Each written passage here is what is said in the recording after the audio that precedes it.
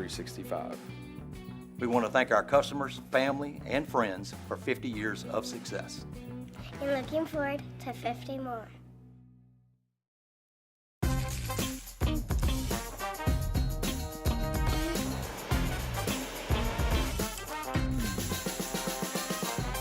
The best kept secret in town is out. Discover Tallulah at the Renaissance Hotel on Bluebonnet.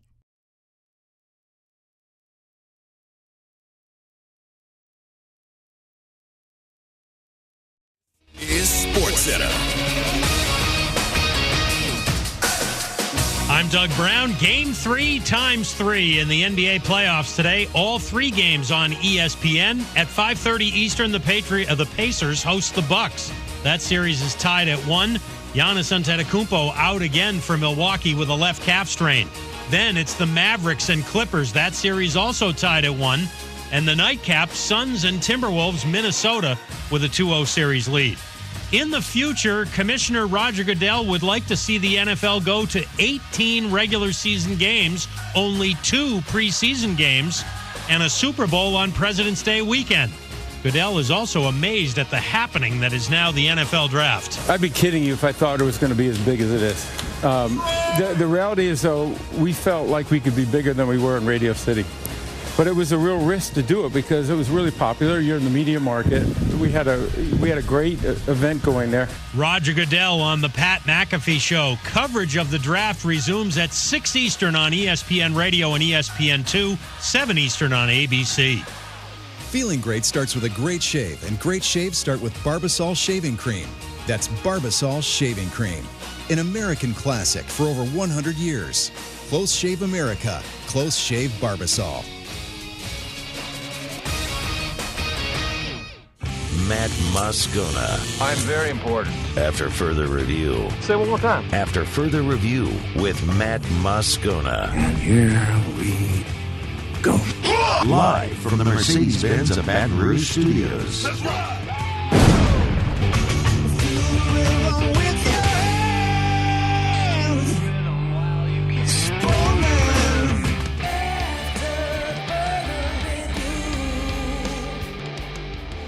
And off we go. Welcome aboard. Glad you're with us.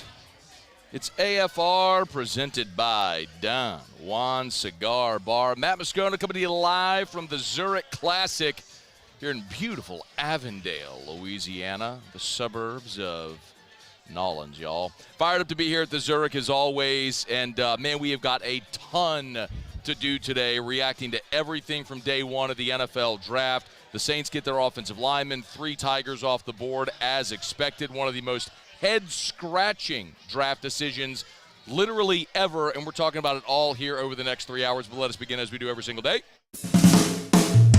It's time to pop the top on another edition of AFR with Bud Light. Drink easy.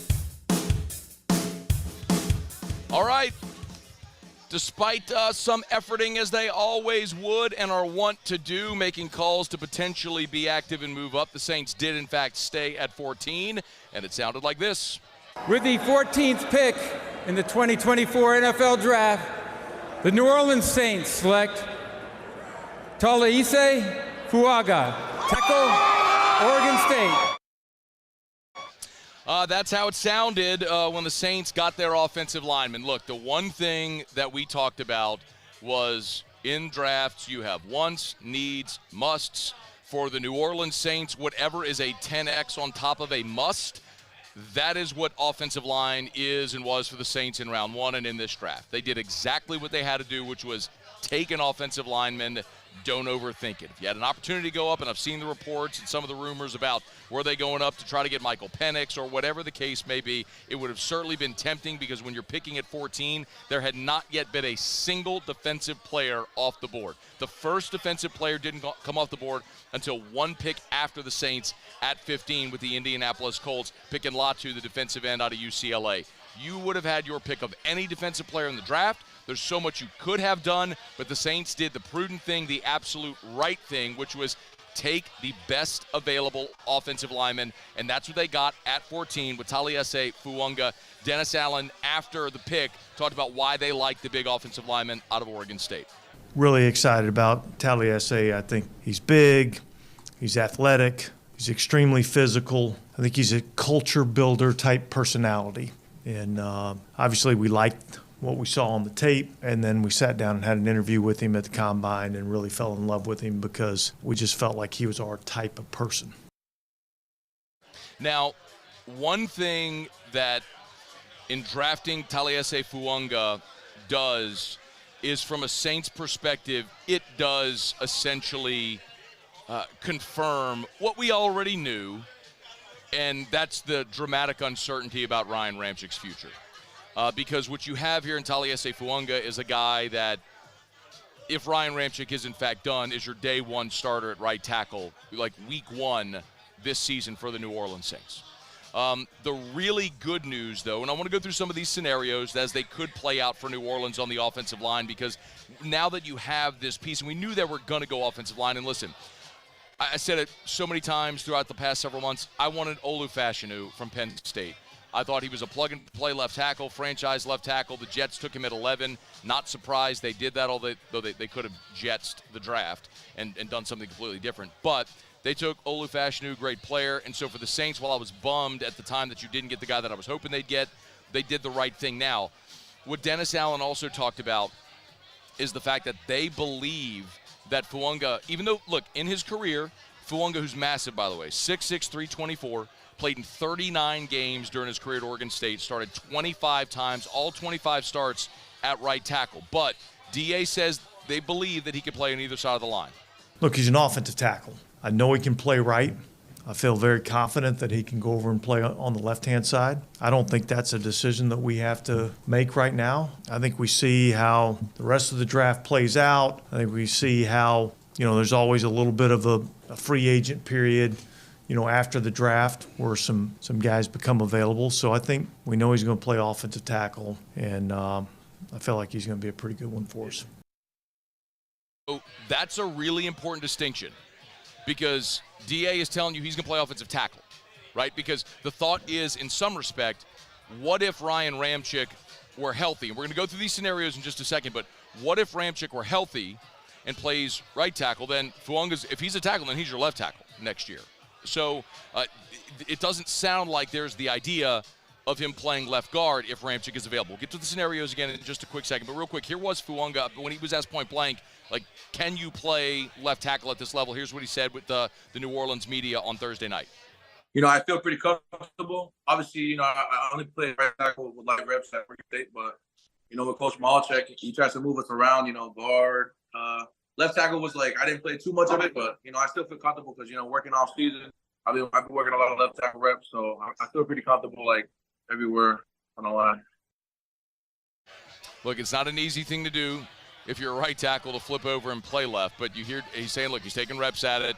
You see to what degree you can become competent at it. But listen, when you're a tackle and you can play tackle, in some respects, that makes sense. We saw Andres Pete, who was a left tackle at Stanford. They brought him in to be a right tackle. He struggled there, became a left guard, but as a more veteran player, got reps at left tackle when you had injuries. We saw James Hurst, who's played left tackle with the Ravens, but later in his career was a guard and even at times kicked out and played tackle for the Saints. So in some respect, I do understand what DA is saying, that if you're a tackle, you're a tackle, and you try to play on either side of the line. I'm not saying that that's an easy switch to make.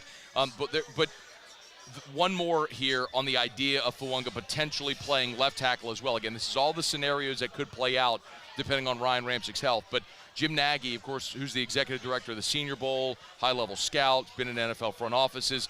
Jim Nagy, who said, by the way, he believes that Fuaga is a day one starter, future Pro Bowler, totally sold on him as a prospect. Here is Jim Nagy on why he believes that Taliese Fuaga can be a left tackle in the NFL. Usually right tackles are a little more upright. They don't bend as well. Limited foot athletes, but stronger, powerful guys get pushed in the run game. And that's not this guy. I mean, all you have to do is pull up some YouTube clips of this guy, and you can see him. You can see him in his stance. I mean, frankly, you can see this guy in his stance and the power angles he comes off with, and then just the agility he comes off with at the second level and keeps a wide base, and he can recover. I mean, those are things a lot of right tackles can't do.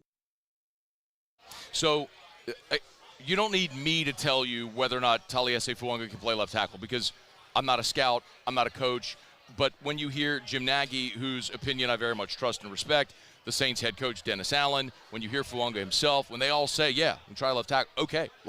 I'm on board with saying that's at least an option. I'm not saying it's the primary option because this guy started 25 games in college on the right side. That's probably where you plan to slot him if Ryan Ramczyk is in fact done. But that is at least an option. So when you play it out this way, if Ryan Ramczyk plays, let's say if you explore that hypothetical, if Ramczyk does play, then right now you go into this offseason with McCoy as your center, Ruiz as your right guard, Ramczyk as your right tackle. Again, I don't know if this is possible with Ramczyk's injury, but just play it out. Then Fuaga becomes your left. Basically, Fuaga and Penning are on the left side of the line battling for jobs. Penning potentially, if he can win the left tackle job, or if not, maybe left guard. Then you've also got Nick Saldiveri as well. And remember, you signed Oli Udoh from Minnesota, who during his time with the Vikings started 18 games, primarily as a tackle, but did play some guard as well. So that's another experienced veteran guy who could play guard if you need another veteran player there. And as you heard Dennis Allen say, yes, like after the draft, there's going to be options in free agency. Potentially it's bringing back an Andres Pete, who knows your scheme, who knows your coaches, knows your organization, who can play guard and tackle for you. There are options. I mean, we've talked about David Bakhtiari, who's a former all-pro left tackle, he's had injuries, he's only 32 years old, but injuries have slowed his career. Could he be a one-year veteran piece, sort of stopgap until you figure out what your long-term solution is as some of these younger guys get older? Ultimately, what this pick did is it explores and expands so many options for you now on the offensive line, so knowing you have a solidified piece at one of those tackle spots for you going into this season. The other thing, if we play it, is if Ramczyk is not available, which I think we're probably all operating under that assumption that Ryan Ramczyk certainly wouldn't be available at the start of the season, if at all, this year. And as we've mentioned several times here, Nick Underhill of New Orleans Football was on off the bench a couple weeks ago, where his opinion is Ryan Ramczyk won't play again. It wasn't a report; it was just his opinion, sort of an educated opinion, but that he wouldn't play again. So if that's the case, McCoy, Ruiz, and then Fuaga as your right tackle. So then you got to figure out the left side of your line, and that's where a veteran like Oli Udoh could fit into one of those slots. Maybe you give Trevor Penning the opportunity to win your starting left tackle job. And then, as we mentioned, you got Nick Saldiveri as well, who you moved up into the beginning of round 4 a year ago to take him out of Old Dominion. He only played in 4 games last year, but that's a guy who may win your left guard spot, and then maybe Penning is your left tackle if he comes along, or maybe you have to go free agency. But ultimately what this pick does is it checks another box. Instead of saying today you only know you've got 2 starters in Ruiz and McCoy, now you know you've got 3, and you have the other options already, enough options already to figure out those other 2. So, listen, I wanted Olu Fashanu. We all knew it. He wasn't on the board. But if you gave me the option, would I have rather the Saints move up and be aggressive and give up other assets, or stay where they are and have the situation they're in? I think they did the exact right thing. So, Saints take Taliese Fuaga, 14th overall, out of Oregon State. They get a big piece, both literally and figuratively, on their offensive line. All right, day 2 of the draft is will continue tonight, right when we're getting off the air at 6 p.m. Central Time. Round 2 of the draft will begin. So we'll talk plenty throughout the day today about what options the Saints have, some mock drafts now for the remainder of day 2 in the draft. We'll get into all that, what the Saints need and what's still available to them. We'll do that, talk plenty of LSU as well. Show open every day, brought to you by Bud Light. Drink easy in Louisiana with the great taste of Bud Light. Got tons of Bud products here, as well as we're at the Walk-Ons tent here at the 17th Green at the Zurich Classic. But all weekend long, man, if it's the McNeese Football Golf Tournament, if it's the Our Lady of Mercy Fair, the St. John and Prairieville Fair, friends at Mockler Beverage and Bud Light will be all over the place. Springtime is event time in South Louisiana, and you'll find plenty of great tasting Bud Light. Drink easy in Louisiana with the great taste of Bud Light. All right, it's After Further Review, y'all. We're brought to you by Don Juan Cigar Bar. We're going to knock out a quick break, and when we come back after this quick break, I'm posing for pictures. When we come back after this quick break, we'll flip it and talk about the 3 Tigers that went, the situations they're going to, coaches, GMs, what they had to say about why they like the players they took. We'll get to all of it as we roll along. We're glad you're with us here on a Friday edition of AFR, presented by Don Juan Cigar Bar. AFR. AFR is brought to you by Rouse's, the official supermarket of the New Orleans Saints. Rouse's.com, Rouse's.com. Y'all, weekends here. Weekend is usually when most people go grocery shopping, right? You go grocery shop, you get your groceries for the week. Well, make sure you get by Rouse's. They make it convenient. At Rouse's, not only do they have a curbside pickup options where you download the Rouse's app, You select your items. Your personal shopper goes and picks them out for you. You pull up into one of the designated spots. Bada bing, bada bang, bada boom. Bring it out. You don't have to get out of the car. They save you time. They also have delivery options. If you can't get out of the house or don't have time, it saves you time. It's at Rouse's. Download the Rouse's app to learn more. At your app store, download the Rouse's app today. Hey, remember, they got live and boiled crawfish at Rouse's as well. Great prices. We've now seen boiled crawfish go under $5 or $4.50 last week, $2.99 a pound for live crawfish if you're boiling them yourself. It's at Rouse's, the official supermarket of the New Orleans Saints and the official supermarket of us here on AFR. Rouses.com. Rouse's, this feels like home. Bayou Chrysler Dodge Jeep Ram is taking $11,000 off the new 23 Dodge Charger. We're open for business in our beautiful new showroom and taking $11,000 off the powerful new Charger. All new Bayou vehicles come with a 1 million-mile warranty. The crew at Bayou Automotive is going to do right by you. The Windsor Senior Living Community in Mandeville, Louisiana is a beautiful, vibrant apartment community geared toward seniors. They are nestled right in the heart of Mandeville, where seniors live a more carefree lifestyle in spacious apartments with the peace of mind that comes from having a little extra help. Call the Windsor at 985-624-8040 to schedule a lunch and tour. Come see how the Windsor can be your passport to peace of mind. Power up your next project with John Deere Deals by Sunshine. Whether you're working hard or playing hard, our knowledgeable team will help you find the right product for you. Ask us about our amazing tractor package promotions. Learn more about what it means to be powered by sunshine at sunequip.com.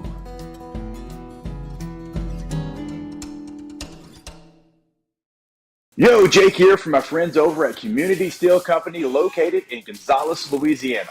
The local place you can turn to for all of your metal building needs. Notice I said local, not Houston, not Dallas, not Atlanta, but right here in Gonzales. Visit them at their brand new state-of-the-art website at communitysteelco.com or pick up the phone and give them a call today to answer all of your questions on your metal buildings, roofing and sheet metal, and any other steel needs you or your business need at 225-647-2020. I've been doing business with Luba for 25 years. They're dependable, trustworthy. It's just the attention to detail with our clients. Our folks have years and years of experience. They're highly trained professionals, but many companies have that asset. What I'd like to think makes Luba a bit different is that we use those talents in a way that truly is dedicated to serving the needs of the folks who depend on us. There it is, the extra mile, on the border of expected and extraordinary for those willing to go further, like vans customized for work or play, with safety and tech to keep you connected, supported by a 5-star sales, service, and finance team, and backed by the 1-star you know. So go the extra mile. It's never crowded, because so few have what it takes to go there. Mercedes-Benz Vans. Gulf Coast Bank and Trust is giving our customers the power to bank anywhere, anytime during this challenging event. And we're right there with you. Our mobile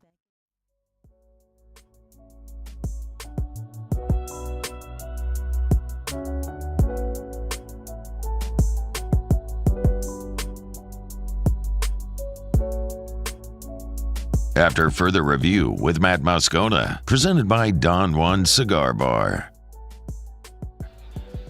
Back here at the Zurich Classic, round 2 action. Fired up to have you aboard with us here. Always good to come here. Our friends here at Walk-Ons, the Walk-Ons tent, invite us.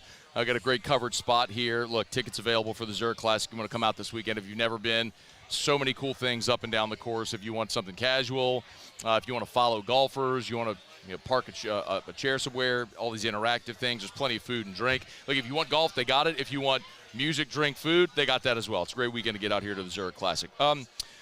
As expected, 3 LSU Tigers selected, and as we were wrapping up the show on Thursday, Muse, Paulie, and I all gave you our picks of what we thought would happen, and my thought was that it was going to be chalk at the top of the draft. All the talk about trades and everything, sometimes you just don't overthink it, and that's exactly what happened. You saw 3 quarterbacks go in the top 3 picks. Marvin Harrison, then the O-lineman Joe Alt goes 5 to the Chargers. But, of course, with the second pick is when the first Tiger came off the board. With the second pick in the 2024 NFL Draft, the Washington Commanders select Jayden Daniels, quarterback, LSU. I know there was a lot of talk before the draft about if Washington was a good spot for Jayden. I tend to believe it is. In a different era, when Dan Snyder was running that franchise into the ground, I could understand why there would be hesitation. And they haven't had the greatest success drafting quarterbacks throughout their history, as we've detailed a lot throughout this process. But you got a new head coach in Dan Quinn, so you at least have stability, right? I don't think that exists in Chicago. I think Matt Eberflus, they struggled this year. I think he's fired in Chicago. And so then Caleb Williams can have a new coach in year 2. You have stability with Dan Quinn.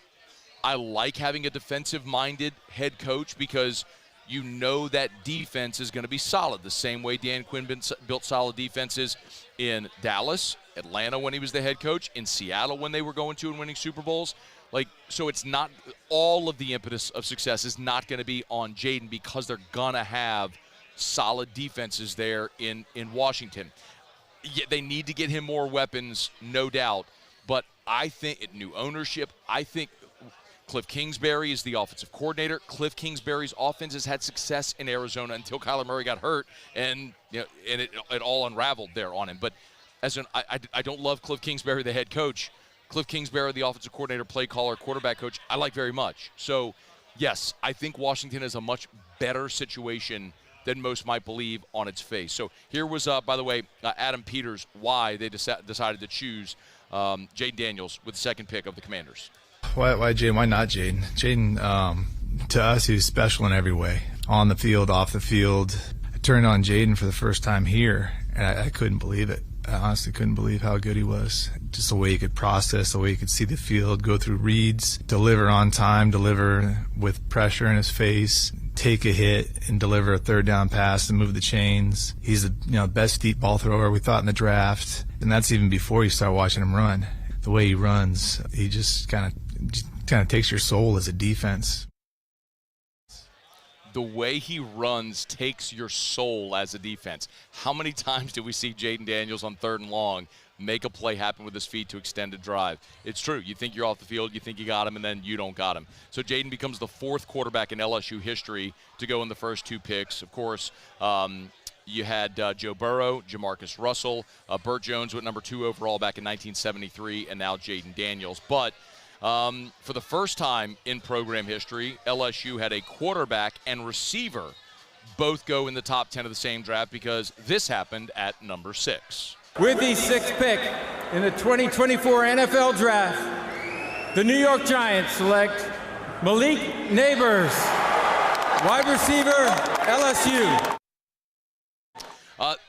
They didn't overthink it as well. For all the talk and conversation about the possibility of the Giants moving up, J.J. McCarthy, all of it ended up being a smokescreen. They were trying to get their favorite target to fall to them. Maybe that was Marvin Harrison, but ultimately, look, you paid Daniel Jones a lot of money to be your quarterback.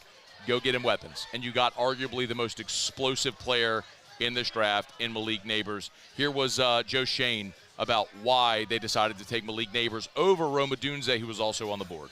Yeah, we have a lot of meetings, throughout the season, and at the end of the day, we just thought Malik's toughness, separation, speed. Not that Rome doesn't have all those things. Rome's a very good player too. Just when it came down to it and what we were looking for, Malik checked a lot of those boxes. As a person, his toughness, competes, production, and again the versatility that he'll bring to the table. Told it before, But please play Malik. This is Malik about being a number 1 pick in the largest media market in the world, like New York. I'm going to focus on my craft, focus on being the best person I can be, best player I can be, best teammate, continue to have a great work ethic, and then hit the ground running with the Giants organization. So the thing I love about Malik, aside from the explosiveness, the leaping ability, we saw it at the Combine, right? That when you run 4.3 at Pro Day and He jumped 46 inches or whatever it was. Like, he's a physical freak. So at 6 foot, as strong and explosive as he is, we know that part of it.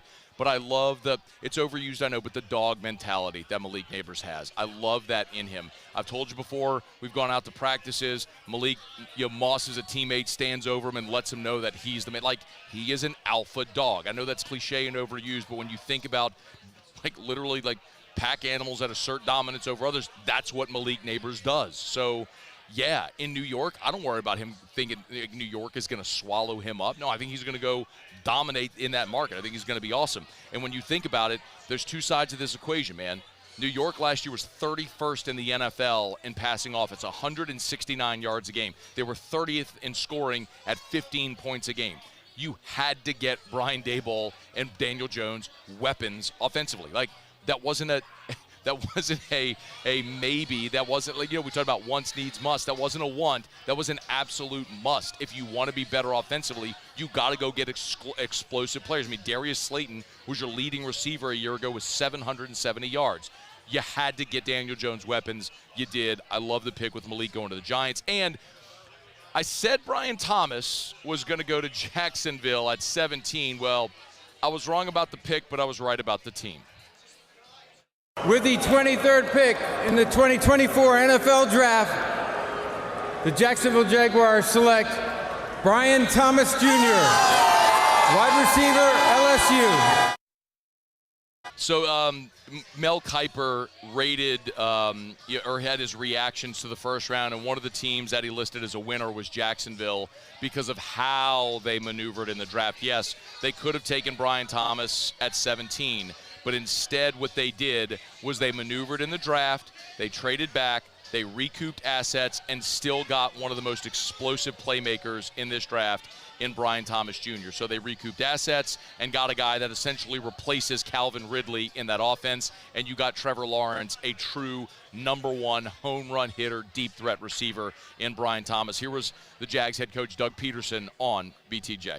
You're adding a skilled receiver, you're adding depth, you're adding a guy that, has an element of speed that we haven't had, and probably since Calvin. And it really, once we get him in here too and really get our hands on him, get him into the playbook, in a couple of weeks and really see how we can use him, I think it can only be a great asset for us on offense. What a day for LSU. For the first time in program history, LSU had a quarterback, wide receiver among the top 10, as we mentioned.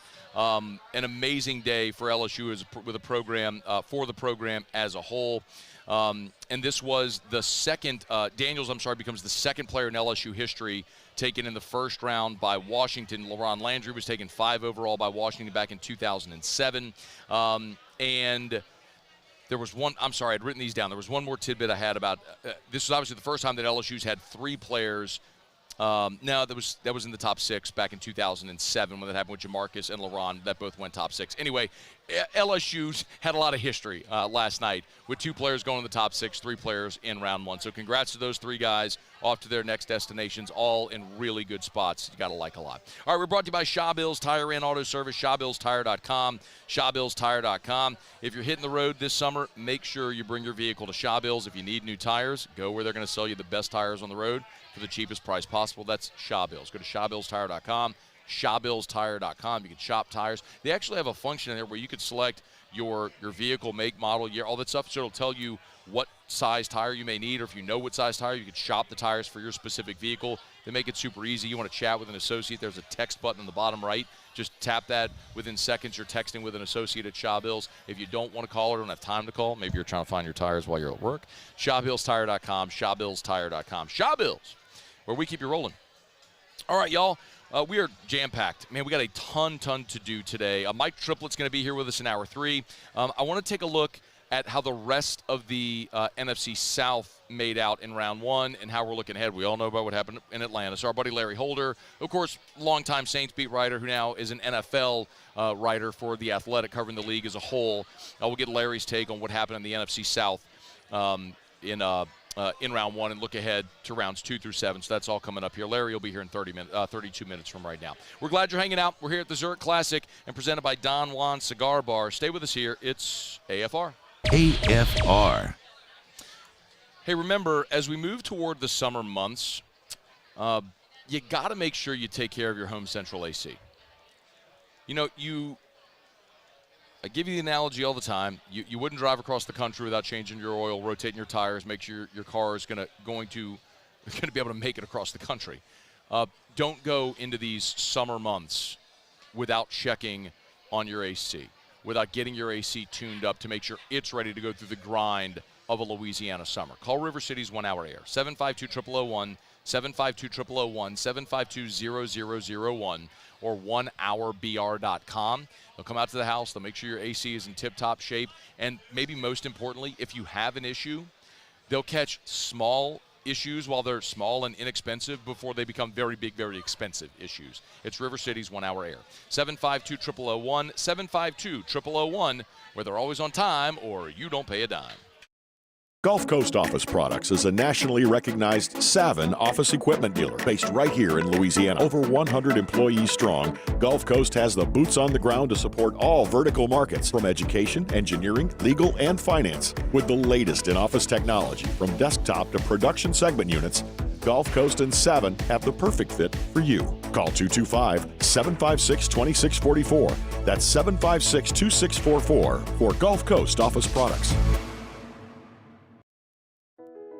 I've been doing business with Luba for 25 years. They're dependable, trustworthy. It's just the attention to detail with our clients. Our folks have years and years of experience.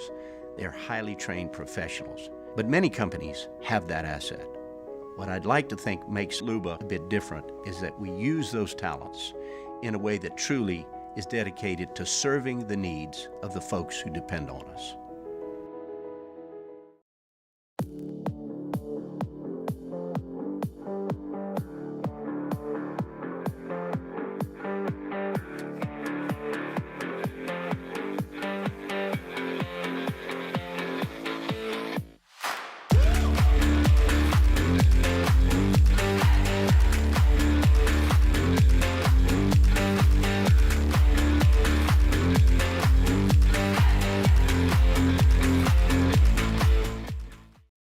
Dylan Cruz here to tell you about Six Rings Baseball and Softball Camp. If you live on the North Shore and play ball, go to Six Rings Camps with former LSU assistant coach Dan Canaveri. His knowledge is second to none, and your child will improve and have fun doing it. Camps were held at Coquille Park and Six Rings Academy in Covington with 4 sessions over the summer. Full day and morning only sessions are available from ages 7 to 13. Go to sixringsbaseball.com or call 985-206-9096. Learn the game to love the game. BRAC teamed up to reimagine your parks, and you imagined big. With your help, we went to work, creating 12 beautiful community parks across the parish. A family-sized water park, miles and miles of trails, and parks just for your dogs. There are more places to splash, to explore, to run wild, and even soar. You imagined, we delivered. Gold. BRAC, your #1 park system in the nation. Electricity is all around us, and our families depend on it. Every day is sparked by the power of a cold drink or a warm meal, a movie night, and a comforting light at the end of a dark hallway. From sunrise to sunset, playtime to bedtime, our team is ready to take care of your electrical needs, even in the case of an after-hours emergency.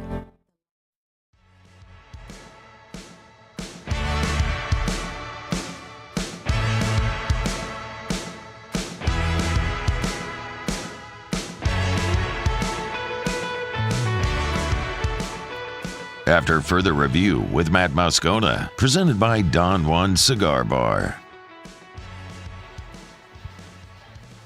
With the NFL draft going on in Detroit, Roger Goodell was a guest on the Pat McAfee show and opined that he'd like to see the NFL go to an 18-game regular season and see the Super Bowl pushed back to a long weekend. We've said on President's Day weekend, if that's when it would fall.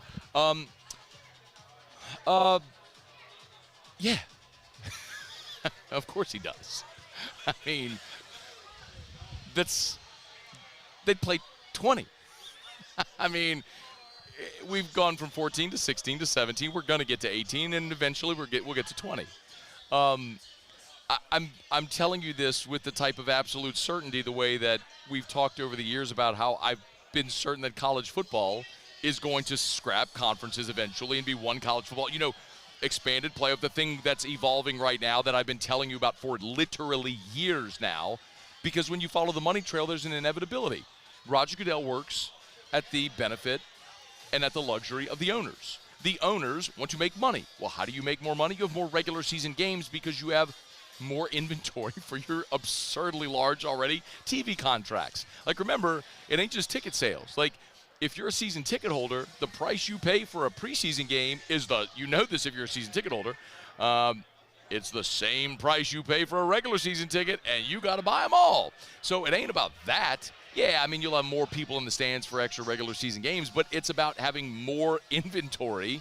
If you had another game for all 32 teams, you have more inventory for the TV networks. It's going to make you more money. It's going to make the owners more money. Now, the flip side of that is the TV contracts go up, the players' contracts are going to go up. So the players are going to share in that, but the trade-off is you're going to have 18 regular season games, right? So the season gets even longer. So when you start to worry about health and longevity, that becomes very real.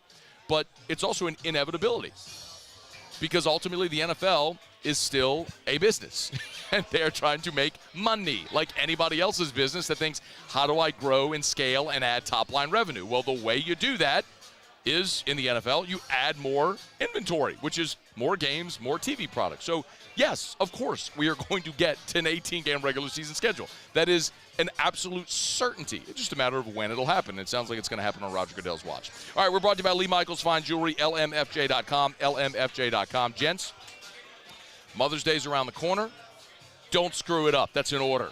Go to Lee Michaels. They got locations everywhere. They got 2 in Baton Rouge, Corporate Boulevard in Bocage, Mall of Louisiana, Lafayette, New Orleans, not far from where we are right here, and in Shreveport, 9 locations in all. So check them out online. Just walk in. If you don't know what to buy, ask one of their helpful associates. I got to get a gift for my wife. I got to get a gift for my mother. What would be great? They'll ask you questions. What does she like? Does she have a favorite color? Are we looking for earrings? What are we looking for? They'll help you, and you'll thrill her with a gift in the red box from Lee Michaels Fine Jewelry. LMFJ.com, LMFJ.com for Lee Michaels Fine Jewelry. Okay, we do it every day about this time, although since we're on remote, Muse is going to handle it. Muse, hit it around the SEC.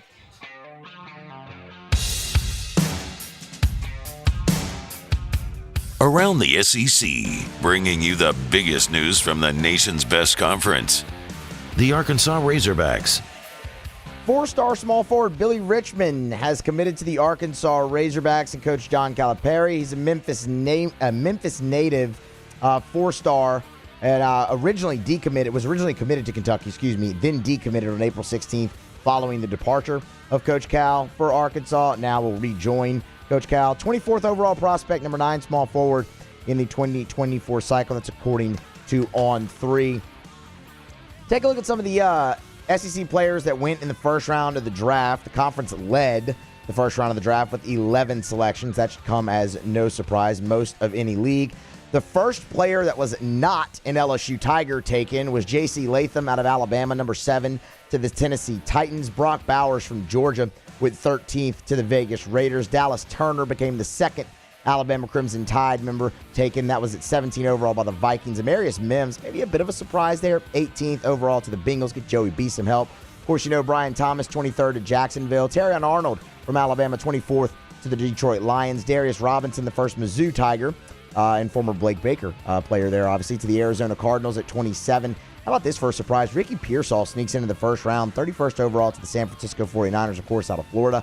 And then the Carolina Panthers traded up back into round number 1 to take Xavier Leggett out of South Carolina with the final pick in round number 1. That is around the SEC.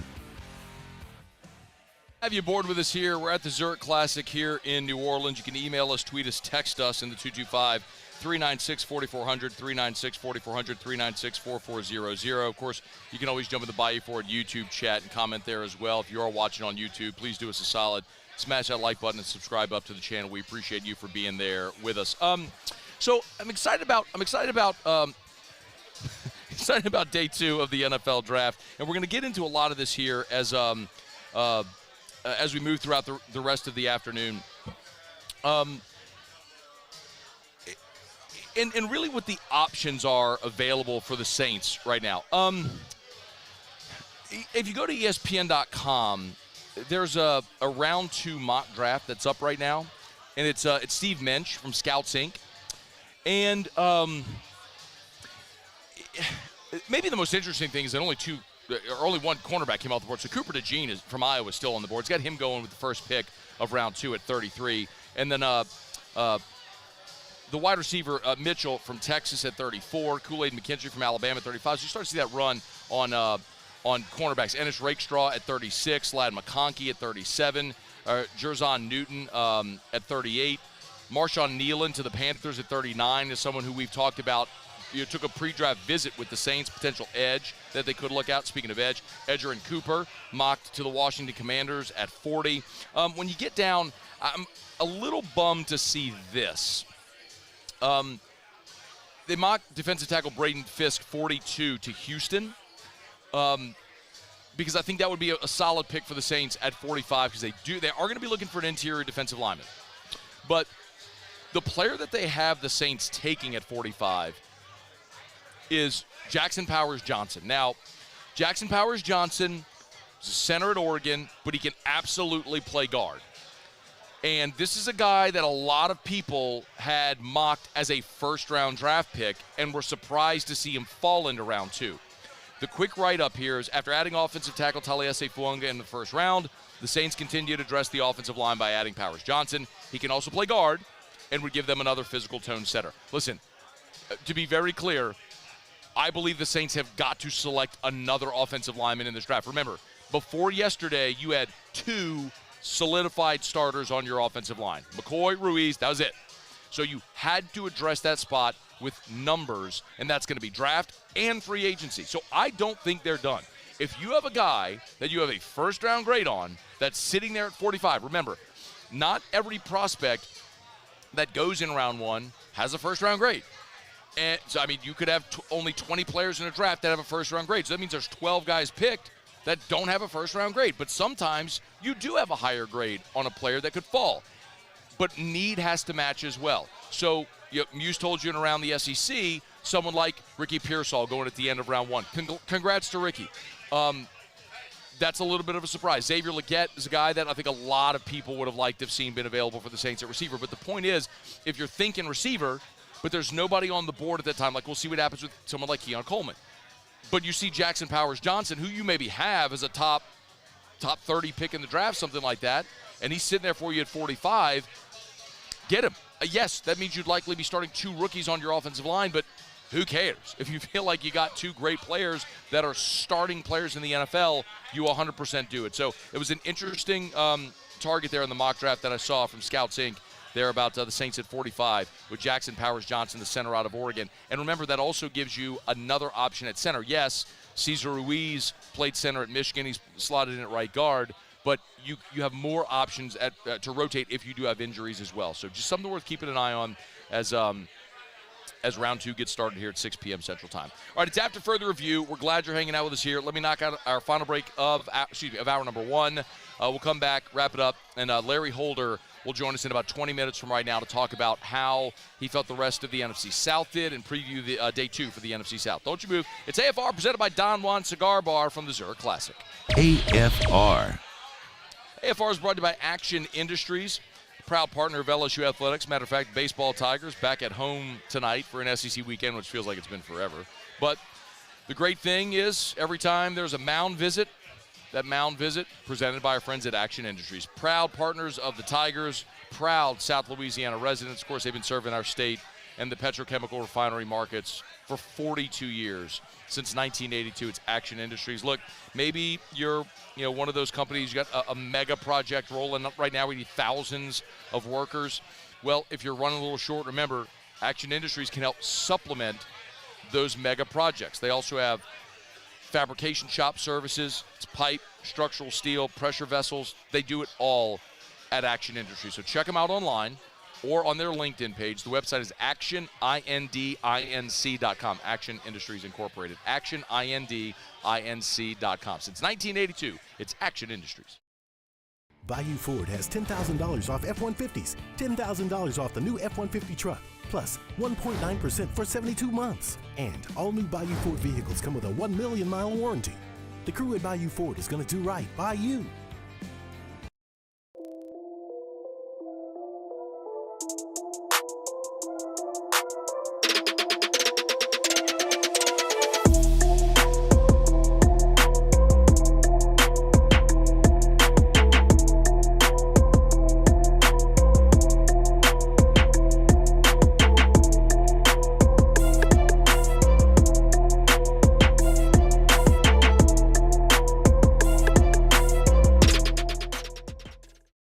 Hey, it's Matt Moscona. For years, you've heard me tell you about Insurance Network of Louisiana, helping you find better coverage for less money. But it's not just for your home and auto. They also offer commercial property. So, retail stores, professional offices like doctors, dentists, attorneys, clothing boutiques. Insurance Network of Louisiana can find you better coverage for less money. They service the entire state of Louisiana, and they're local. So call today at 293-0450 or lainsurance.net. Jerry and Benny Payne began Central Plumbing Company out of their driveway in Tanglewood subdivision. 50 years later and 4 generations down the road, we continue to serve Baton Rouge and the surrounding areas for all of their plumbing needs. Residential, commercial, industrial, or hospitality, Central Plumbing is here 24/7, 365. We want to thank our customers, family, and friends for 50 years of success. And looking forward to 50 more. Power up your next project with John Deere Deals by Sunshine. Whether you're working hard or playing hard, our knowledgeable team will help you find the right product for you. Ask us about our amazing tractor package promotions. Learn more about what it means to be powered by sunshine at sunequip.com.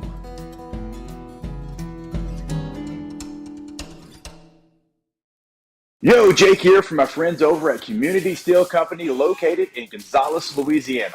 The local place you can turn to for all of your metal building needs. Notice I said local, not Houston, not Dallas, not Atlanta, but right here in Gonzales. Visit them at their brand new state-of-the-art website at communitysteelco.com or pick up the phone and give them a call today to answer all of your questions on your metal buildings, roofing and sheet metal, and any other steel needs you or your business need at 225-647-2020. At Relief Windows, we're more than windows. We're windows, doors, hardy plank, and vinyl siding. But our number one product is always customer satisfaction.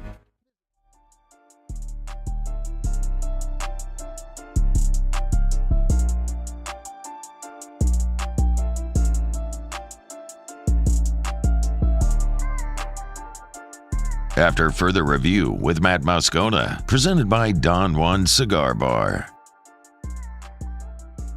Hour number 1, we're here at the Zurich Classic. One of our great pleasures every year. We get to talk with our friends from Zurich North America. Today, Alvin Lalum is the Chief Customer Officer for Zurich North America. Good enough to join us here on site for a little bit. How are you, sir? Matt, thank you. Very well. Thank you. This is, I love coming to this event. You, Steve and Tom and everybody, they're so nice to us and hospitable. They roll out the red carpet and let us do the show here, and it's so much fun to be a part of. But this is a milestone for Zurich North America. This is 20 years here partnering with this event.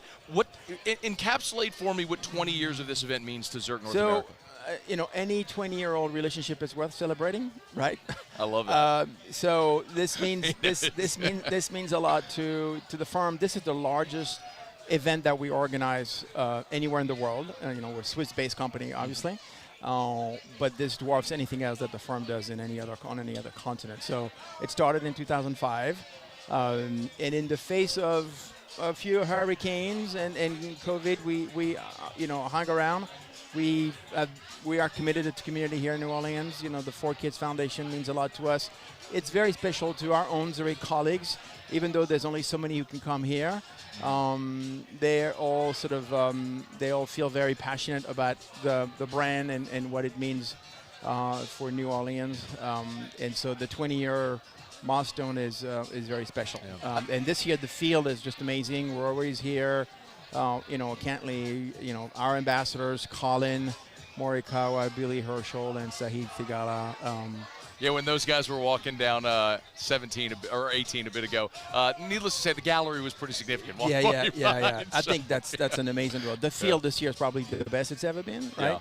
Yeah. So we're very lucky. We're fortunate. I think the 4Kids people were telling me that pretty much all the tickets have been sold out. So it's great. It's only Friday. The cool thing about this event, as we say oftentimes and every year, if you want golf, you can come here and you can get golf. You can get amazing golf. Exactly. If you want food, music and food and beverages and experiences, you can get that too. Yeah. It's really been amazing. But you mentioned also, being committed to the community, and obviously in 2005 was Hurricane Katrina. And so yes, Zurich and this event have been through an awful lot with the city and the region. Yeah. And so many players that have also been committed during that time to continuing to come back. Remember the early days, Phil Mickelson was a big part of that, continuing to come every year. But you talked a bit, we were talking off air a little bit about all of the community events you all do while you're here for the event. What else in the community aside from just these 4 days of golf are you doing?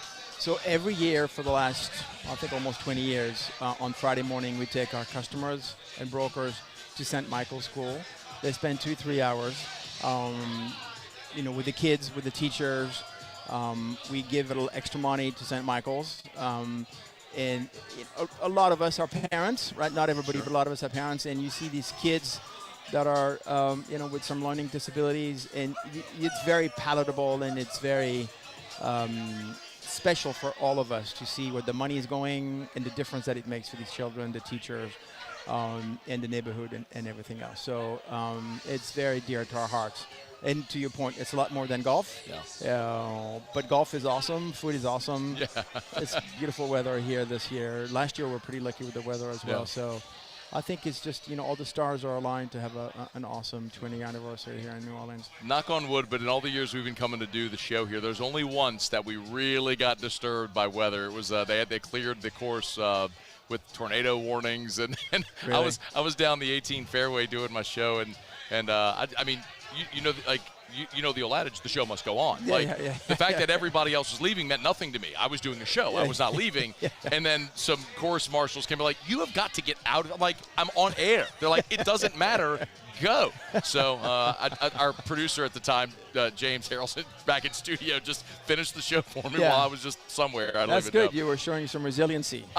It is an absolute prerequisite. And no, I did want to mention as well. So you mentioned St. Michael's School. So 4Kids Foundation is a lot of our audience knows that I have a special needs son, and he attends St. Lillian Academy in Baton Rouge, and the 4Kids Foundation has generously donated to St. Lillian as well. So there's so many. I think I would really encourage anybody to learn more about 4Kids, the role that the Zurich that Zurich and the Zurich Classic play in that as well, because 4Kids donates money to so many children's charities all throughout the state of Louisiana. I think when we look back to the 20-year period, we've helped raise about $30 million. That's amazing. In support of 4Kids, about $2 million to St. Michael's. And what's funny and what little few people know is we don't have an office here in New Orleans. Like, there's no Zurich office here. Right. Like, we leave here on Monday, and then there's no, it's not like you can, there's no Zurich office here. But so our commitment to this place, to New Orleans, goes well beyond business. It goes well beyond golf. We've all become very attached to the folks here. The brokers and the customers that we invite every year, they can bring their spouses or their partners, right? Very cool. Everybody looks in the mail come February, March for their invitation, right? And when they don't get it, they're very disappointed. So it's a huge draw. It's good for business. Sure. It's good for everyone. Alvin Laloum is with us. He's the Chief Customer Words, Matthew. He's the Chief Customer Officer for Zurich North America. Good enough to spend a couple of minutes with us here.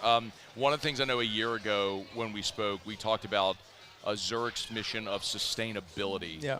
And how important that was. If you're giving our audience or the listener sort of an encapsulated version of what you do and what that means for sustainability, how would you explain that? So sustainability, one of the core values that we have at Zurich, in the U.S. but also outside the U.S. This year we're upping our game and we're trying to get some certification for this event. It's a GEO certification, which is an independent agency that will give us the stamp, hopefully. So we're working towards that to make this as as neutral as possible for the environment. So we're collecting, the mesh that you see all around here. The course will be recycled. The oyster shells will be disposed of to prevent more erosion around the coast. The food that's not eaten and is going to food pantry, so that there's no waste of that. So we're doing some very specific things to make the tournament as sustainable and as environmentally friendly as possible, because that's important to us. We think it's important for the community here too, and it's important for golf as well. Speaking of golf, you got to play in the Pro-Am Monday? I did. Who'd you play with? I played with Colin Morikawa and Kurt Kitayama. How did it go? So it's going to be a little embarrassing because we won. God, that's great. That's fantastic. It's my first Pro-Am that I win. It was my second Pro-Am. It's the first that I win. It was awesome. That's and awesome. Playing with Colin and Kurt was just an incredible experience. And you mentioned that they're ambassadors for Zurich. Colin Morikawa is an ambassador. Has been an ambassador for 5 or 6 years now. That's amazing. And you get to play the course again on Monday? And I get to play the course again on Monday. And I asked, we have like 20 seconds, or 30 seconds, but I asked, so after 4 days of golf, what does the course look like? You said it's going to play exactly as it did on Sunday? Yeah, same pin placement, same everything. It's in perfect conditions, obviously, for a PGA Tour. And, again, 20-year relationship with New Orleans, with 4 kids, with St. Michael's, and with the PGA Tour. Absolutely. We do a great job as well. Alvin, thank you so much for the time. Matt, thank you so much. It's our pleasure to have you, and it's great to be here at the Zurich Classic. We invite you, if you're around this weekend, man, come on down to the TPC of Louisiana. It's beautiful out here. It's such a great time. All right, it's after further review. Sports Center, then Hour 2 is next. AFR. AFR is brought to you by Michele Weighing and Measurement, Michele.com. Michele.com. As a matter of fact, I passed the Michele office. Well, I kind of passed and waved by the exit to the Michele office as I got here to TPC of Louisiana. Gosh, they've been great partners of ours. Joel McMullen, Sean McMullen, the whole team over at Michele. I love telling their story every day. I love having the opportunity to tell their story every day, because that's a great Louisiana company that, candidly, before I started endorsing Michele, I didn't know who they were, what they did. But what an amazing thing when you talk about a company that's 76 years old, that has offices in 11 different states, from Florida to California, Oregon, and points in between. More than 30 offices, and they continue to grow while maintaining local ownership. I love that. Now, listen, by now, they're our nation's largest distributor of scales. If you weigh or measure something, they sell, service, rent the products you use to weigh and measure. Check them out online. It's Michele.com. That's Michele.com. Power up your next project with John Deere Deals by Sunshine. Whether you're working hard or playing hard, our knowledgeable team will help you find the right product for you. Ask us about our amazing tractor package promotions. Learn more about what it means to be powered by sunshine at sunequip.com.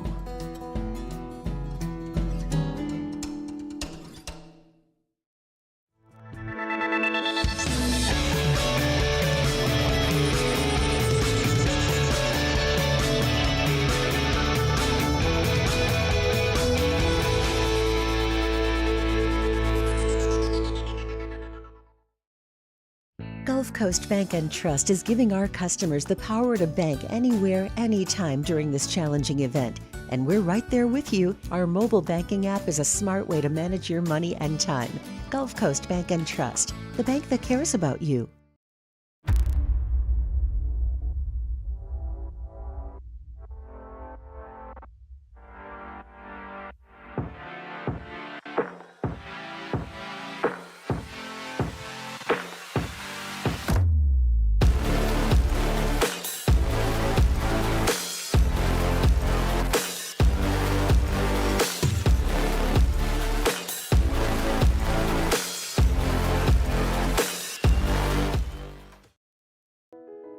I've been doing business with Luba for 25 years.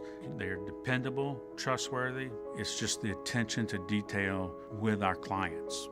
Our folks have years and years of experience. They're highly trained professionals, but many companies have that asset.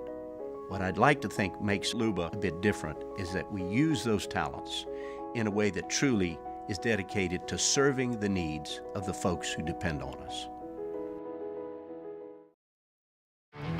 There it is, the extra mile, on the border of expected and extraordinary for those willing to go further, like vans customized for work or play, with safety and tech to keep you connected. Supported by a 5-star sales, service, and finance team, and backed by the 1-star you know. So go the extra mile. It's never crowded, because so few have what it takes to go there. Mercedes-Benz Vans.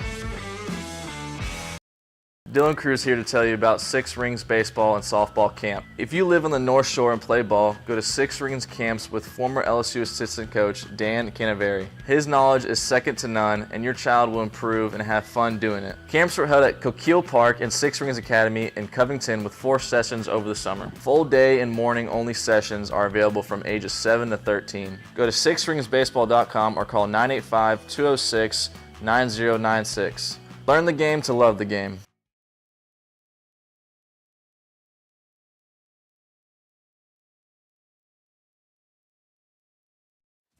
Is SportsCenter.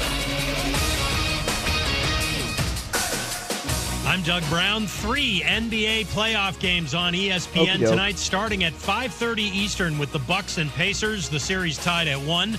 No Giannis Antetokounmpo again for Milwaukee with his left calf strain. After that one, the Clippers and Mavericks in Dallas. That series tied at 1.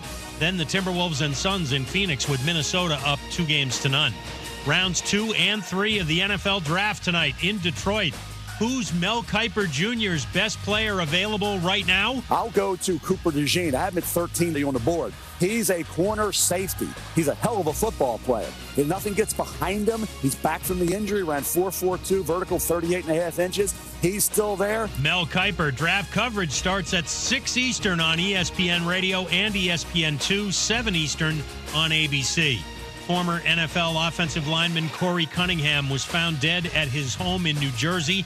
Cunningham played for the Cardinals, Patriots, and Giants. The cause of death is unknown. Police do not suspect foul play. He was 28 years old.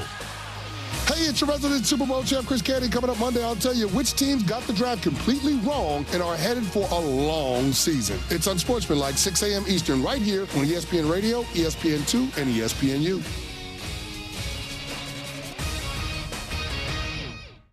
Matt Moscona. I'm very important. After further review. Say it one more time. After further review with Matt Moscona. And here we go. Live from the Mercedes-Benz of Baton Rouge Studios. That's right.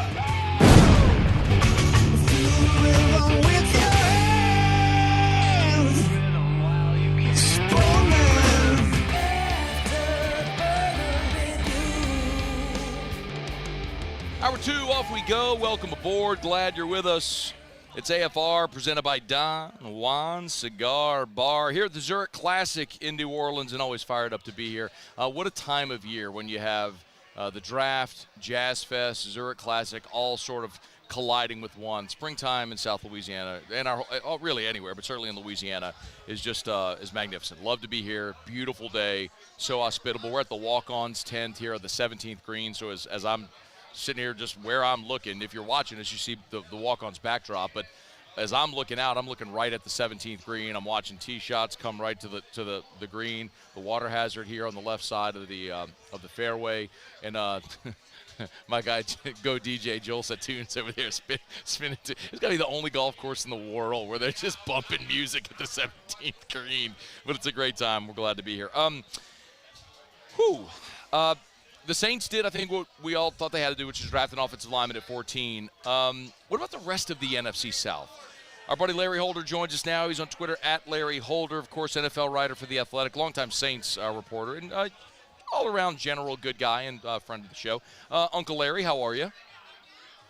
That may have been the nicest introduction you've ever given me. Well, you finally paid up your bet, your 3-year debt to me that you kept extending. You finally pay up so I can be nice to you again. I'm waiting for you to drop another bet, given what happened with quarterbacks last night. I figured when the news reached out to hop on today, I was like, I would just assume we're going to have a Michael Penix bet or a Bo Nix bet. So I'm all ears if you got one. Well, you have to bring it with some awful hot take that I disagree with, and I don't know how you feel. So let's start then with the place that everybody's starting when they're talking about this draft, and that's what Atlanta did at 8, taking Michael Penix. Go. Given the board, if I'm them, I trade out of the pick. And it's funny that you look at all the positions around that were being drafted. They didn't need a quarterback. They didn't need wide receivers. They didn't need a tackle. Brock Bowers was around. They didn't need tight end. The first edge rusher went off the board at 15, and so maybe the Falcons felt like they were stuck, but that's not the pick you make if you're stuck. And I personally, I feel bad for Michael Penix because he's in a situation where if he goes anywhere else, he's got a better shot to play, and he doesn't face scrutiny for being overdrafted. And so I just feel like this situation, he didn't deserve this. I don't feel bad for Kirk Cousins because he's made plenty of money, and if he sits, oh well, he gets handsomely rewarded. But look, the Falcons seems like they're in win-now mode. That pick is not a win-now pick. And to me, easily one of the most odd picks I've ever seen in a draft. And just me professionally, this is covering my 18th, 19th draft, 18th. I've never seen a pick that's anything like this, given the setup of the team and the player they picked. I did some digging today. In about 15 minutes, we're going to get to some that might rival it. But you're right. I don't think that any considering the position and the stakes, I don't think any quite surpass it. What does Atlanta need here going into day 2? Well, I would think they would go after a pass rusher. And so that to me, if they were going to trade down, they would have been in a position to get one of the better pass rushers in the draft if they would have traded down mid-round 1. So, look, I feel like that's probably a position they need to look at. So I'll be curious to see where they go there because it's not like this was a prolific draft in that sense for pass rushers. Are the best edge rusher left on our draft board at The Athletic is Marshawn Nealand from Western Michigan. He's our 32nd ranked prospect. So, and then after that, there's no one even in the top 50. So, if I don't know, I don't know what Terry Fontenot was thinking. I mean, they could have done that, they didn't, and now they're going to face the scrutiny probably for the next several years. Atlanta picks 43rd overall, so they've got 10, 11 picks to wait before they're on the board again, unless if they move up. And it's unlikely Marshawn Nealand's hanging around by the time they pick at 43. So we'll see what direction they go. By the way, your doppelganger, Jason Duffner, just walked by, just to let you know. Larry Holder is our guest. He's on Twitter at Larry Holder, NFL reporter for The Athletic. All right, let's talk about the reigning champs, the Tampa Bay Buccaneers. So the Bucs, they re-signed Baker Mayfield. What do we make of what Tampa did in round 1? Yeah, they went with basically Ryan Jensen's replacement. He's been banged up. I assume he won't play again. So they went center, Graham Barton from Duke. Pick makes sense. And they did a lot of their additions by keeping their own. I mean, you mentioned Baker. They kept Mike Evans. And look, they did trade away Carlton Davis. So to me, probably corner would be something else they could have looked at that pick. But they went with the center, immediate need in the offensive line. Will probably make them better. Look, that pick makes sense in the sense that fills a need, replaces a veteran. You'll have your starting center for the next few years. Is linebacker, especially considering Devin White's now in Philly, is linebacker the biggest remaining need right now for Tampa? It certainly seems that way. And look, this is a year where no linebackers, at least traditional off-the-ball linebackers, went in round 1. So that could be something they could certainly look at going forward. They're at pick, 57 overall, so they're late in round 2. They probably have some options there. Our top linebacker is Junior Colson. He's at 42 on our top list. He's from Michigan. And then Edgerrin Cooper. Yeah, he's 46 on our list. Linebacker 2 from A&M. So definitely some targets that if they fall a little bit, that Tampa could pounce in that direction. Larry Holder is our guest. Carolina obviously didn't have a first-round pick this year by virtue of the Bryce Young trade a year ago. But they made a move to get back into round one, I suppose, and they tried to get Bryce Young some help there with the last pick of round one, coming in and taking Xavier Legette from South Carolina, a player that, Larry, I guess they're familiar with just because of the proximity. How do we feel about how Xavier Legette fits there in Carolina? A weapon there for Bryce Young. Well, if you go by where we have him, we don't even have him as a second-round pick. So let's call that a reach. We have him as number 76 on our list. Wide receiver, number 14, which to me, if he goes that early, I think it bodes well for, and I'll just put it to you this way, to kind of spin the conversation into the Saints. Dane Brugler, our draft guru, did a mock draft for round 2 and 3, and he has Saints taking Keon Coleman from Florida State. Okay. I don't think people would be super upset if the Saints went that direction. I'd be pumped if that's where they go. Right. I'm sorry. I go agree. Ahead, finish your thought. Yeah. No, but I agree. Yeah, I'm with you. Yeah, I would be. I think that would be a good compliment to the two receivers that they have. So the fact that I feel like they got a bunch of good receivers on the board, and they reached on Legette. Better for the Saints, in my opinion, for round 2. If it's not a receiver, and I'd be doing backflips if Keon Coleman's on the board and the Saints take him. If it's not a receiver at 45, what position do you think, or would you like to see the Saints address? Well, it's a low-key position in the draft, but look, the Saints need a replacement for Marcus May, right? Yes. So, safeties, our top safety is the 39th overall prospect, Jaden Hicks from Washington State. So he could be in play. The Saints have had success taking second-round safeties.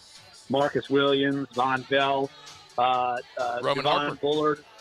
Yeah, Roman Harper. How could I forget that? So Javon Bullard, he's our second safety, 53 from Georgia. So I feel like if you're looking to fill a need there, you'd be in that ballpark to be able to do that as well. Honestly, Larry, I'm surprised there hasn't been more talk about safety in this draft for the Saints because, look, even if you like Jordan Howden and Jonathan Abram, you're still down a body in losing Marcus May. Like, you got to get another body in that room, so you can get one on a rookie deal. It would make a lot of sense if they do. Hey, maybe the biggest storyline for the NFC South here in days 2 of the draft, what would you say it is? What are you keeping an eye on? The Falcons are going to take Spencer Rattler next, or what? I mean, they're going to, they're waiting out the Michael Penix era. They're going to be the talk of the draft. Yeah. This and going forward. But yeah, look, I think at least let's just localize it. I just feel like, look, the Saints need an impact player because they don't have a lot of picks, and they're chasing now. I feel like they got a starter right away in round 1. If they can walk away with a starter or someone like Keon Coleman, like I said, I mean, you and me would agree, I throw him in the starting lineup right away as your top 3 receivers with Olave and Rashid Shaheed. If they can do that, or maybe, look, go get an interior offensive lineman. Cooper Beebe, he's our third guard from Kansas State. He's at 38 on our list. Christian Haynes is our fourth guard. He's at 47 from UConn. He's still available. So, hey, where do you have Jackson Powers Johnson ranked? Oh, he's 23. Yeah, so that's one that a lot of people, Larry, had mocked and had a first-round grade on that I'm seeing today. People have him mocked to the Saints at 45. So if he's there at 45, that feels that. I'm glad you said that because that's an illustration of something we were talking about last hour, where sometimes if there's a run on a position, like if there's a run on cornerback here to start round 2, that may be a great benefit to the Saints. If Jackson Powers Johnson's there and they like him, maybe they move up a handful of picks from 45 to make sure they get another, what they feel is a starter on the interior of the offensive line. I mean, that's a no-brainer. Matt, I'm glad you said that because I'm scanning our list, and look, he's our best available player. Yeah. He's number 1 on our list as best available player. So, I mean, look, it would be similar to what they did 2 years ago with Eric McCoy. Yeah. If you love him, go get him and play him right away.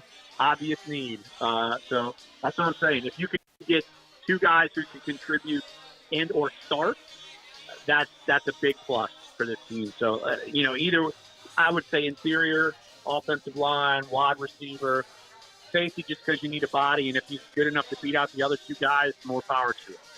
Larry Holder from The Athletic, NFL writer, former longtime Saints writer, now covering the NFL as a whole for The Athletic. He's on Twitter at Larry Holder. Thanks, Larry. Appreciate it, man. Quick thing, Bo Nix will be better than J.J. McCarthy. That's my closest hot take. Okay, I got to go, but we're going to have to put some definition around what that means. We'll do that next time we talk, all right?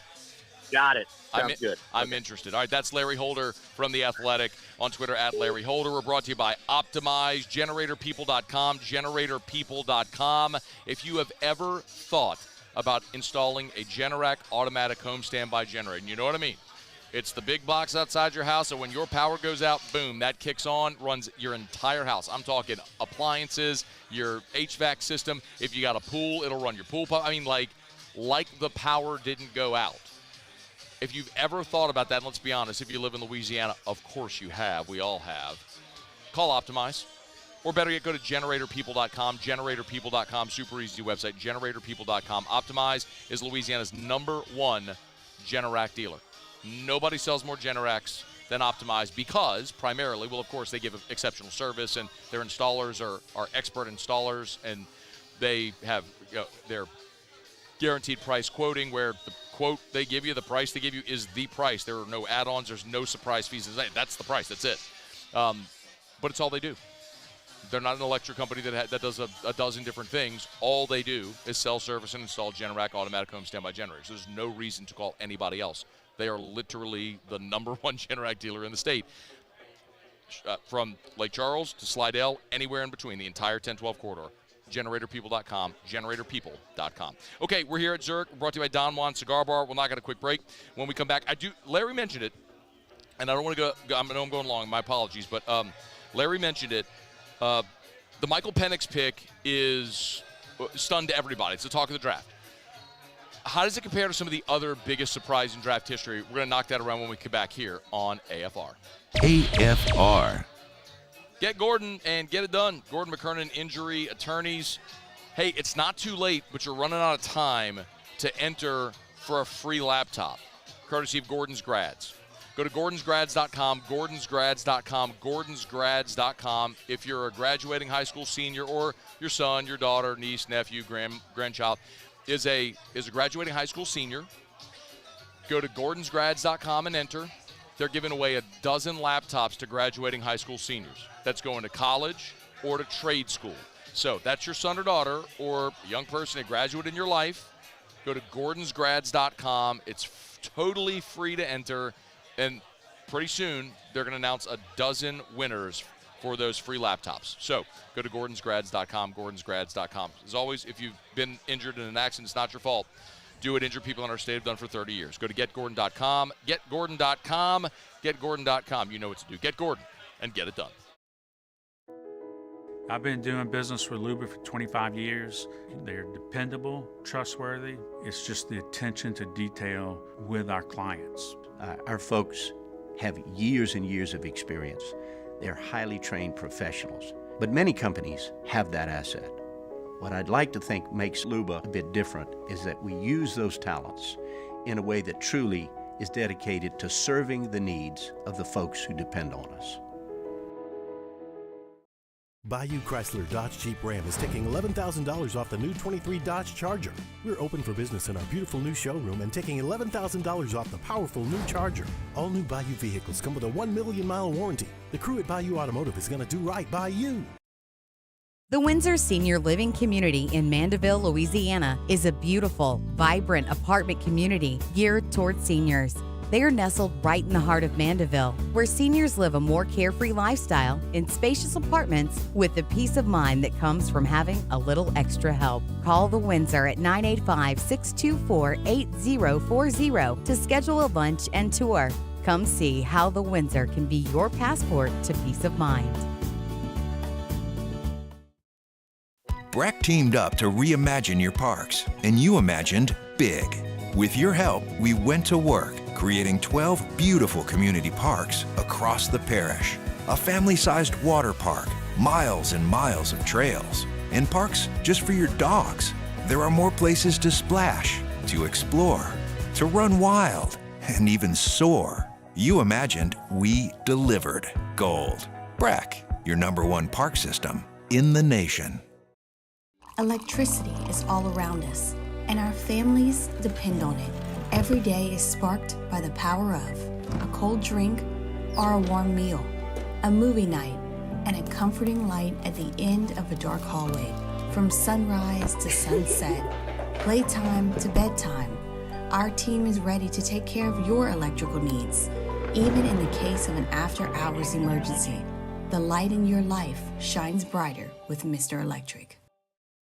Hey, it's Matt Moscona. For years, you've heard me tell you about Insurance Network of Louisiana, helping you find better coverage for less money. But it's not just for your home and auto. They also offer commercial property. So, retail stores, professional offices like doctors, dentists, attorneys, clothing boutiques. Insurance Network of Louisiana can find you better coverage for less money. They service the entire state of Louisiana, and they're local. So call today at 293-0450 or lainsurance.net.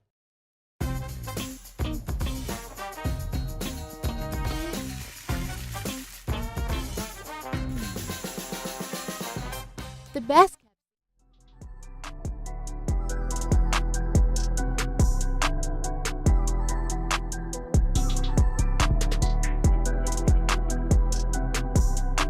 After further review with Matt Moscona, presented by Don Juan Cigar Bar.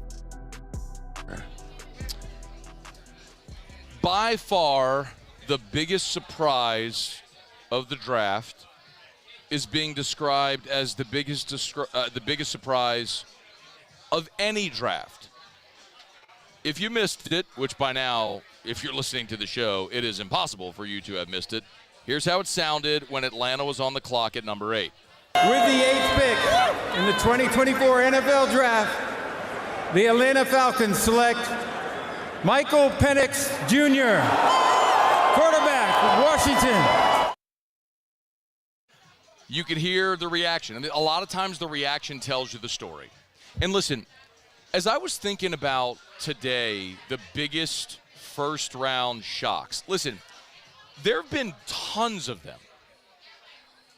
But my list doesn't necessarily include the players that were taken. It was the circumstance. For example, everyone infamously knows Mike Ditka traded an entire draft for one player, Ricky Williams. That still goes down as arguably the worst draft decision ever. Now, there have been busts, but trading an entire draft for one player was a spectacular fail. There have been circumstances like John Elway and Eli Manning refusing to play for the teams, telling they would refuse to play for the team that drafted him and being drafted anyway, right? There are those things. There are those circumstances. There's Laramie Tunsil's gas mask. There's the Vikings infamously being too slow on the trigger and missing their selection and being leapfrogged because they couldn't get their pick in. Look, I think we have seen slides that have surprised people. You know, watching Aaron Rodgers and Brady Quinn slide into the 20s when both had been mocked by roundly everyone as top 10 picks. We've gone over it before. Back in 2007, Brady Quinn was mocked as high as the 3rd overall pick on the eve of the draft, and he ends up having to wait into the 20s before Cleveland took him.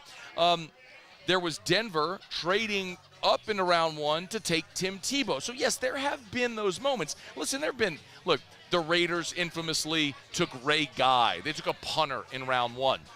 Now, Ray Guy ended up being, the greatest punter ever. He still took a punter in round 1. The Saints took Russell Erxleben, who was a punter, kicker, right? And he ended up stinking. But hashtag Saints. But nothing because of the circumstance quite rivals what Atlanta did. Because listen, I'm not telling you anything today you haven't heard. I'm not going to say something right now that hasn't been said. We're all thinking the same thing. You paid Kirk Cousins 4 years, $180 million with $100 million guaranteed. You made this guy your franchise. It ain't like it's a one-year stopgap thing with Kirk Cousins where Penix sits for a year then plays. You got 4 years committed to him. Now, after 2, the contract is such that you could get out of it in year 3, but Penix is a 24-year-old who's had ACL issues. Like, do you wait 3 or 4 years? Then you're talking about a 27, 28-year-old, essentially, rookie or first-time starter. It boggles the mind when you have the 8th pick. You literally have any defensive player in the draft, because at that point, the first 7 picks, the first 14 picks of the draft were all offensive players, but you could have taken literally any defensive player. You could have gotten an elite-level wide receiver if you wanted one. You could have gotten an offensive line. I mean, you could have done literally anything. You could have moved back and gotten more assets. But they took a quarterback that is going to sit and wait and maybe never play in Atlanta, which boggles the mind. But I was thinking about it today. Like this is the list. Like, of the actual selections that were made that were huge surprises at the time. I could take you back to 2009 when a small wide receiver out of Maryland, well, the Raiders are going to Raiders. This is how it sounded when the Raiders took Darius Hayward-Bay in the top 10. With the 7th pick in the 2009 NFL Draft, the Oakland Raiders select Darius Hayward-Bay, wide receiver, Maryland. Like, listen to the crowd. The crowd is telling you the answer. The same thing happened when Tyson Alualu, who at the time, out of Cal, a defensive lineman, was mocked as like a fringe first-rounder, went 10th overall to Jacksonville back in 2010. With the 10th pick in the 2010 NFL Draft, the Jacksonville Jaguars select Tyson Alualu, defensive tackle, California. You listen to the crowd. Like, that's the reaction. But none more. The only thing, the closest thing, this is the one, the closest thing when I'm talking about actually staying at your number, making a pick, whatever, like we talked about the Saints moving up for Ricky Williams. I'm talking about making that pick. It has to be what the Philadelphia Eagles did back in 1999. With the 2nd pick, the Philadelphia Eagles select Donovan McNabb, quarterback, Syracuse University.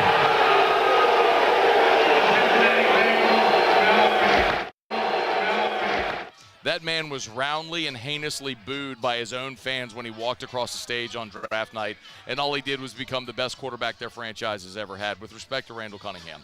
I tell you, man, we watched history on Thursday night. That is a draft pick with Michael Penix that we as NFL fans will talk about forever. I mean, that is a Ricky Williams in the dress. The Browns owner having a homeless man tell him to draft Johnny Manziel, Laramie Tunsil's gas mask. Well, those types of things that happen in the draft that we talk about forever, that's what happened last night with Michael Penix. Can't wait to see what they do for an encore. So the team that has the most heinous Super Bowl blown lead ever, 28-3, now has arguably the most heinous decision ever in an NFL draft. Keep on, Atlanta. All right, it's after further review. We're here at the Zurich Classic. We're brought to you by Pure Restoration, pure-restoration.com, pure-restoration.com. Kill mold, remove odor. If you have mold, think you might have mold in your walls. You don't even know it. Black specks around your air vents, that's mold. Look, we live in the mold capital of the world. It is wet and humid here. That is a breeding ground for mold. If you have mold, think you might, odor, they can take care of it. Patented non-toxic dry fog. It's easy. They pull up in their fully equipped vans. All they do is they run the hose from the van, spray. Because it's a fog, it touches every nook and cranny, kills everything. As soon as the fog dissipates, boom, you're back in your home, your office building, free, clear, free of mold, clean smelling. It's Pure Restoration. Pure-restoration.com, pure-restoration.com, Pure Restoration. All right, y'all, it's after further review. Presented by Don Juan Cigar Bar. We'll knock out a quick break. When we come back, we got a lot to do. Our buddy Steve Worthy, the executive director of the Zurich Classic, will join us for a couple of minutes as well. Muse will have Tigers in the pros. We will get you an SEC spring recap coming up here at next hour. Our buddy Eddie Radosevich, for the first time ever, will have an Oklahoma and Texas spring recap. So we'll take a check-in on the Sooners who do come to Baton Rouge this year. Mike Triplett with us in hour 3. We will talk a little LSU-Auburn and baseball. I mean, we are locked-loaded with a ton to do. And glad you're hanging out with us here on a Friday edition of AFR from the Zurich Classic. AFR. AFR is brought to you by Glow Resources, GLO, glowresources.com, glowresources.com. You know, if you own a business and you've had trouble hiring, Glow Resources can help. And I want to put it to you this way. Think of it this way. Even if you're pretty aggressive and active in the hiring space for your business, how many interviews do you do a year? A dozen, 2 dozen, 50, 100? You do 100 interviews a year, maybe? Let's say you do 365 interviews a year. You realize Glow Resources does 50 interviews a day? They do more than 15,000 interviews over the course of a year. What that means is they know the questions to ask, to eliminate problems, to check boxes, to make sure that you're getting a qualified candidate exactly for the job you need. You need Glow Resources. They are complete employer solutions with a 93% retention rate for their employees. Check them out online at glowresources.com. GLO, glowresources.com. There it is, the extra mile, on the border of expected and extraordinary, for those willing to go further, like vans customized for work or play, with safety and tech to keep you connected, supported by a 5-star sales, service, and finance team, and backed by the 1-star you know. So go the extra mile. It's never crowded, because so few have what it takes to go there. Mercedes-Benz Vans. He's here. Anyone want a Coors Light? Oh, shoot, I forgot to play the song. I got a guy who can fix this.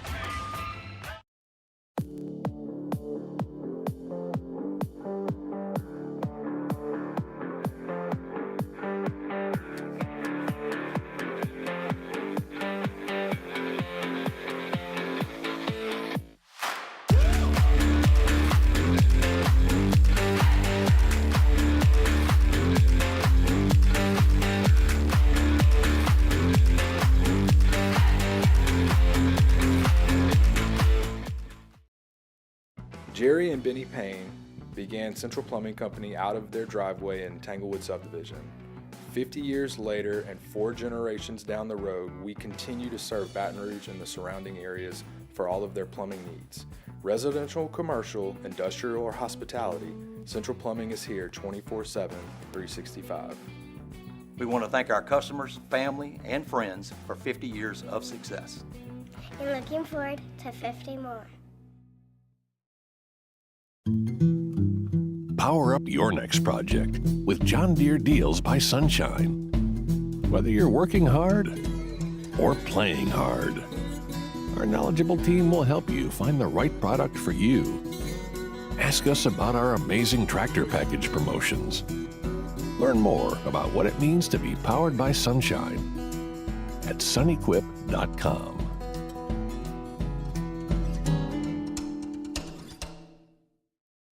Gulf Coast Bank and Trust is giving our customers the power to bank anywhere, anytime during this challenging event. And we're right there with you. Our mobile banking app is a smart way to manage your money and time. Gulf Coast Bank and Trust, the bank that cares about you. Yo, Jake here from my friends over at Community Steel Company located in Gonzales, Louisiana. The local place you can turn to for all of your metal building needs. Notice I said local, not Houston, not Dallas, not Atlanta, but right here in Gonzales. Visit them at their brand new state-of-the-art website at communitysteelco.com or pick up the phone and give them a call today to answer all of your questions on your metal building.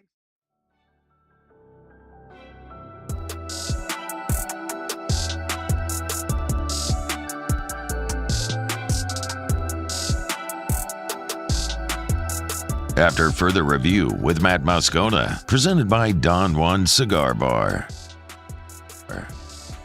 We're back here at the Walk-Ons tent. 17th green here at the Zurich Classic in New Orleans. Fired up to be here at TPC, Louisiana. Beautiful day. And the guy to my right's got to be excited about the weather, the crowd, everything happening. It's Steve Worthy, the president of the 4Kids Foundation, of course, put on the Zurich Classic every year. It's always great to see you. Thank you, as always, for the hospitality. We're glad you're here. Having a great week. Of course. Normally, we always talk about, like, hey, ticket sales, come on out. There's great tickets available. Well, there aren't any. Well, to the venues, that's pretty much true. Yeah. You could still come out and buy a grounds ticket and have a great experience. There's still tons of food and beverage available. Great golfers. Rory tied for the lead, all that sort of thing. So you can still come out and have a good time, but it's something else to be sold out the way we are. Real quick though, because I don't want to lose that point. Just so people know, a grounds ticket is you can come and you can follow golfers, and there are food and interactive experiences all over the course. So while the grounds ticket doesn't get you into the walk-ons tent or something where we are at 17 green, that's still an amazing experience. Those are unlimited, right? As many people as you can fit on the course, you'll sell tickets. Yeah, absolutely. And, we're unlike some others. Our Tito's 19th hole is open to the public. You go get food and drink there. There are so many liquor concepts all over the golf course. Imagine that. If you go home hungry or thirsty, you hadn't tried very hard. Yeah, you completely missed it. Let's talk some golf real quick. Just and there's a lot I want to get to. The event itself today. You mentioned Rory and Leo. Did we just have a hole in one? There was just chipped in. There was just a big roar. I didn't know what we might have missed there because we're right here behind 17 green. How is the course playing so far today? Good. Alternate shot is a tougher format, so your scores aren't going to be as low as they were yesterday. But all week, the players have just come up to me and talked about the condition of the golf course. And yesterday, so many guys were making so many putts because the greens are just so perfect. So, the scores are not as low today. But alternate shot is always kind of a positioning day. Just don't shoot yourself out of it. Right. Do you have a preference, by the way, on do you want to see really low scores? Do you want to see the golfers have great success, or do you want the course to eat them up a little bit? No, well, in tournaments I watch elsewhere, I like to see it beat them up a little bit. Here, I like the offense. I like to see them go low and make a lot of birdies and more excitement. I love give me low scores. I always say, this isn't like a unique thought, but if I want to see someone go struggle on a golf course, I can just go play. Exactly. I want to see the best in the world go crush it. It's a lot of fun. But obviously, being here at the Zurich Classic and obviously everything you do with the 4Kids Foundation, really what this is, it's a big charity event is really Absolutely. what it is. And I think sometimes people lose sight of that. Yeah, it still amazes me how many people in our surveys don't know that all our proceeds go to charity. So, our members work so hard, dedicate so much time and effort. They're running venues and selling the event, the whole bit. And so, when it all comes together and you ask questions, they do it because we raise money for children's charities. And we've set records 3 years in a row. I certainly expect that we'll set another one this year. And, $2.843 million to children's charities last year. That's We're amazing. Over 20 million in the last 10 years. And it continues to grow, and we get a lot of support, and we're very appreciative. Yeah. I know I mentioned when Alvin Laloon was here last hour from Zurich, I mentioned that, my son Drew's is a special needs student at St. Lillian Academy, which is an amazing place. It's been an amazing resource for us and for families like ours. And the 4Kids Foundation supports St. Lillian Academy and like St. Michael here in New Orleans as well. So, it's not just schools. You can go to the website, and you can see all of the charities that have benefited from the 4Kids Foundation, which is it's amazing work, man. For sure. Our members take great pride in it, and our charity committee, we're vetting charities, and you go do site visits, and it's amazing. We do full membership meetings at some of our charities, and you just see the impact you're having. You see the work they're doing, and what can we do to help? And so, our people, that's why they take the time and effort and all that they do, and but we're very proud of that. Steve Worthy's with us, president of the 4Kids Foundation. We're here at the Zurich Classic. You and I have had a chance to do this so many times over the years, and one of the things that we always talk about with your role is obviously recruitment. You have to get these professional golfers to come play at your event. This feels, we say this often, Steve, but it feels like this might be the best field that you've ever had. Is this the best field that you've ever had? I think it's close. I think, somebody was asking me earlier. Short of Tiger, I don't know that there is a player, certainly currently, that would have the kind of impact that Rory's had. And that's huge for us. And that's created a buzz about this event. Even when we were deeper and that sort of thing, that we just haven't seen. And I think someone like him brings out more casual golf fans, people who, they don't follow every player, but I know who Rory is, and I want to watch him hit the ball. And so, it's a great field. There are a lot of challenges. Obviously, there are, things going on the PGA Tour and the battling against LIV and that sort of thing. So the fact that we've been able to get the field that we have here, create the interest we have, we're pretty proud of it. Well, as someone who obviously is a partner with the PGA Tour to operate a sanctioned tour event, how do you feel about the conversations with LIV and the PGA, the possible merger and all that sort of stuff? I mean, do you have a feeling on that? Well, yeah. I mean, they continue to talk. I think every golf fan around the world would say we've got to bring the two sides together. Both sides have got to compromise and figure out what they're trying to achieve. But, for us, there were like 15 guys who had played our tournament very, very regularly. There are 5 past champions that are on LIV now. And, to create fields where all of the best players come together, well, let them all come back and let's play all these events. And I think it's best for all golf fans, and hopefully it'll happen eventually. I know your role is obviously to organize this entire event. You're not a golf analyst per se, but what are you looking forward to on the course over the next 2 days?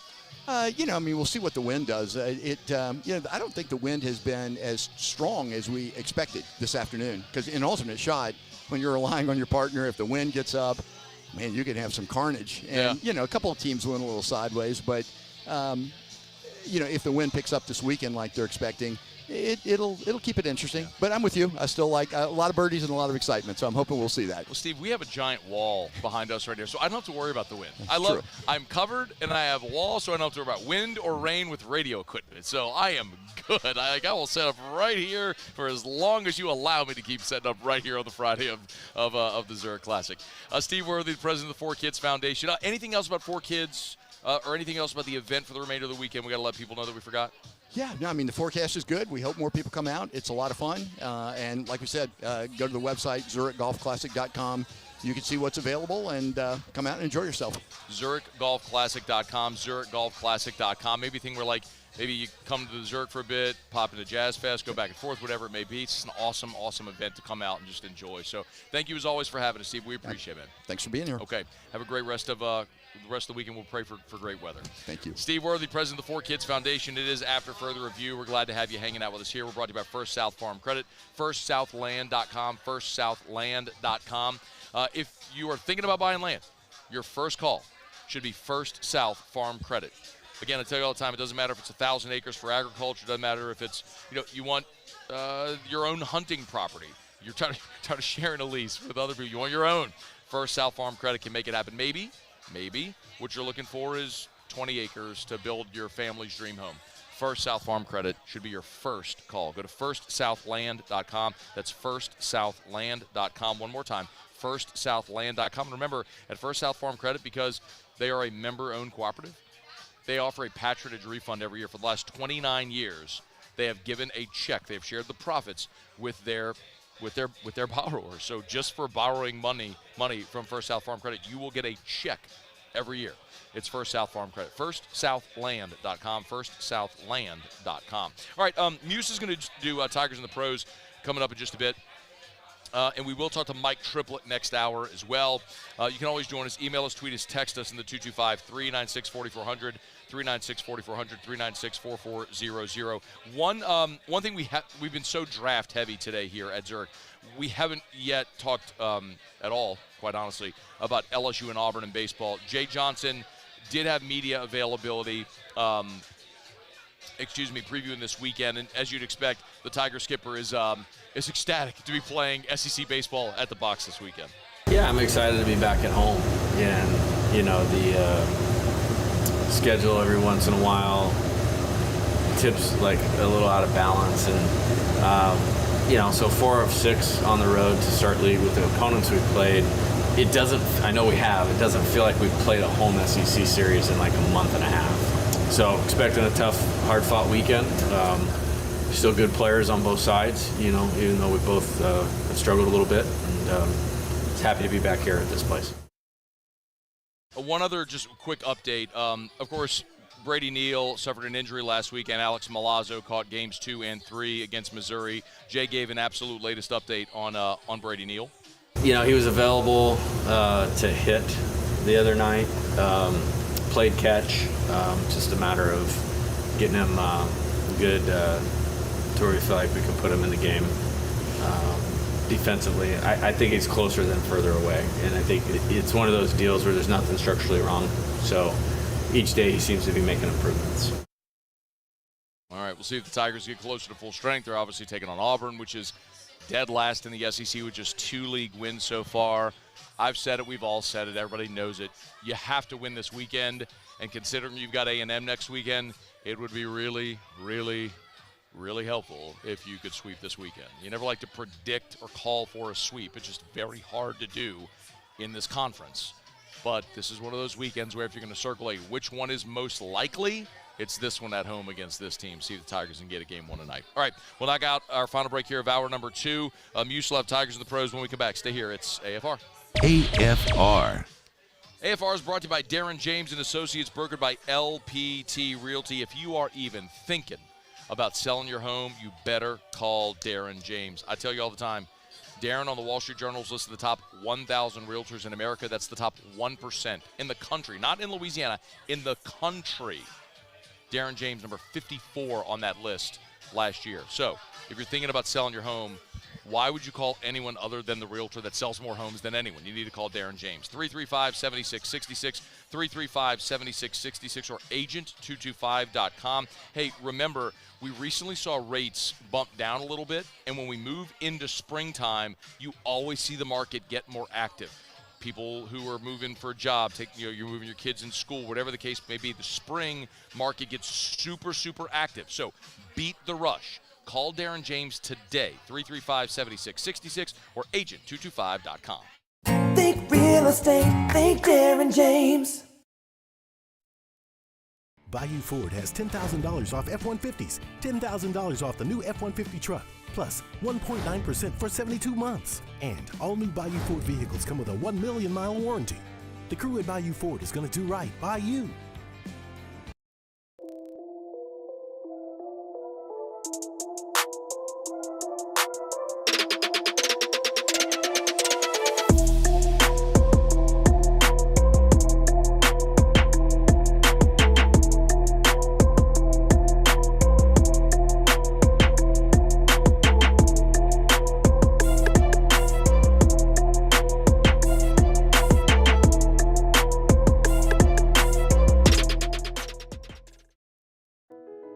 I've been doing business with Luba for 25 years.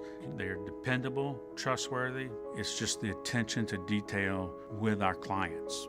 Our folks have years and years of experience. They're highly trained professionals, but many companies have that asset.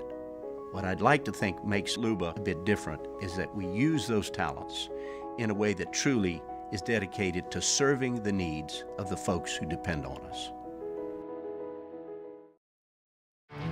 There it is, the extra mile, on the border of expected and extraordinary, for those willing to go further, like vans customized for work or play, with safety and tech to keep you connected, supported by a 5-star sales, service, and finance team, and backed by the 1-star you know. So go the extra mile. It's never crowded, because so few have what it takes to go there. Mercedes-Benz Vans. Dylan Cruz here to tell you about Six Rings Baseball and Softball Camp. If you live on the North Shore and play ball, go to Six Rings Camps with former LSU assistant coach Dan Canaveri. His knowledge is second to none, and your child will improve and have fun doing it. Camps were held at Coquille Park and Six Rings Academy in Covington with 4 sessions over the summer. Full day and morning only sessions are available from ages 7 to 13. Go to sixringsbaseball.com or call 985-206-9096. Learn the game to love the game. BRAC teamed up to reimagine your parks, and you imagined big. With your help, we went to work, creating 12 beautiful community parks across the parish. A family-sized water park, miles and miles of trails, and parks just for your dogs. There are more places to splash, to explore, to run wild, and even soar. You imagined, we delivered. Gold. BRAC, your #1 park system in the nation. At Relief Windows, we're more than windows. We're windows, doors, hardy plank, and vinyl siding. But our #1 product is always customer satisfaction.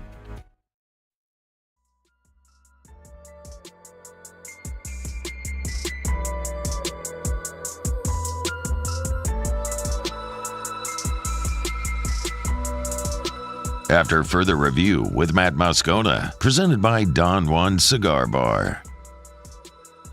Wrapping up hour number 2, we certainly appreciate our friends over at Don Juan Cigar Bar hosting our draft party last night. Such a great time. Sincere thanks to everybody who came out, packed out that place, which was a ton of fun. It's always a ton of fun. And thanks to everybody who couldn't make it but joined us on the Watch 104.5 ESPN YouTube channel. We had a lot of fun on the live stream, so thanks to everybody who was there. All right, a busy third hour ahead, but first, Muso has Tigers in the pros. Tigers in the pros. They still bleed purple and gold. They're just really rich now.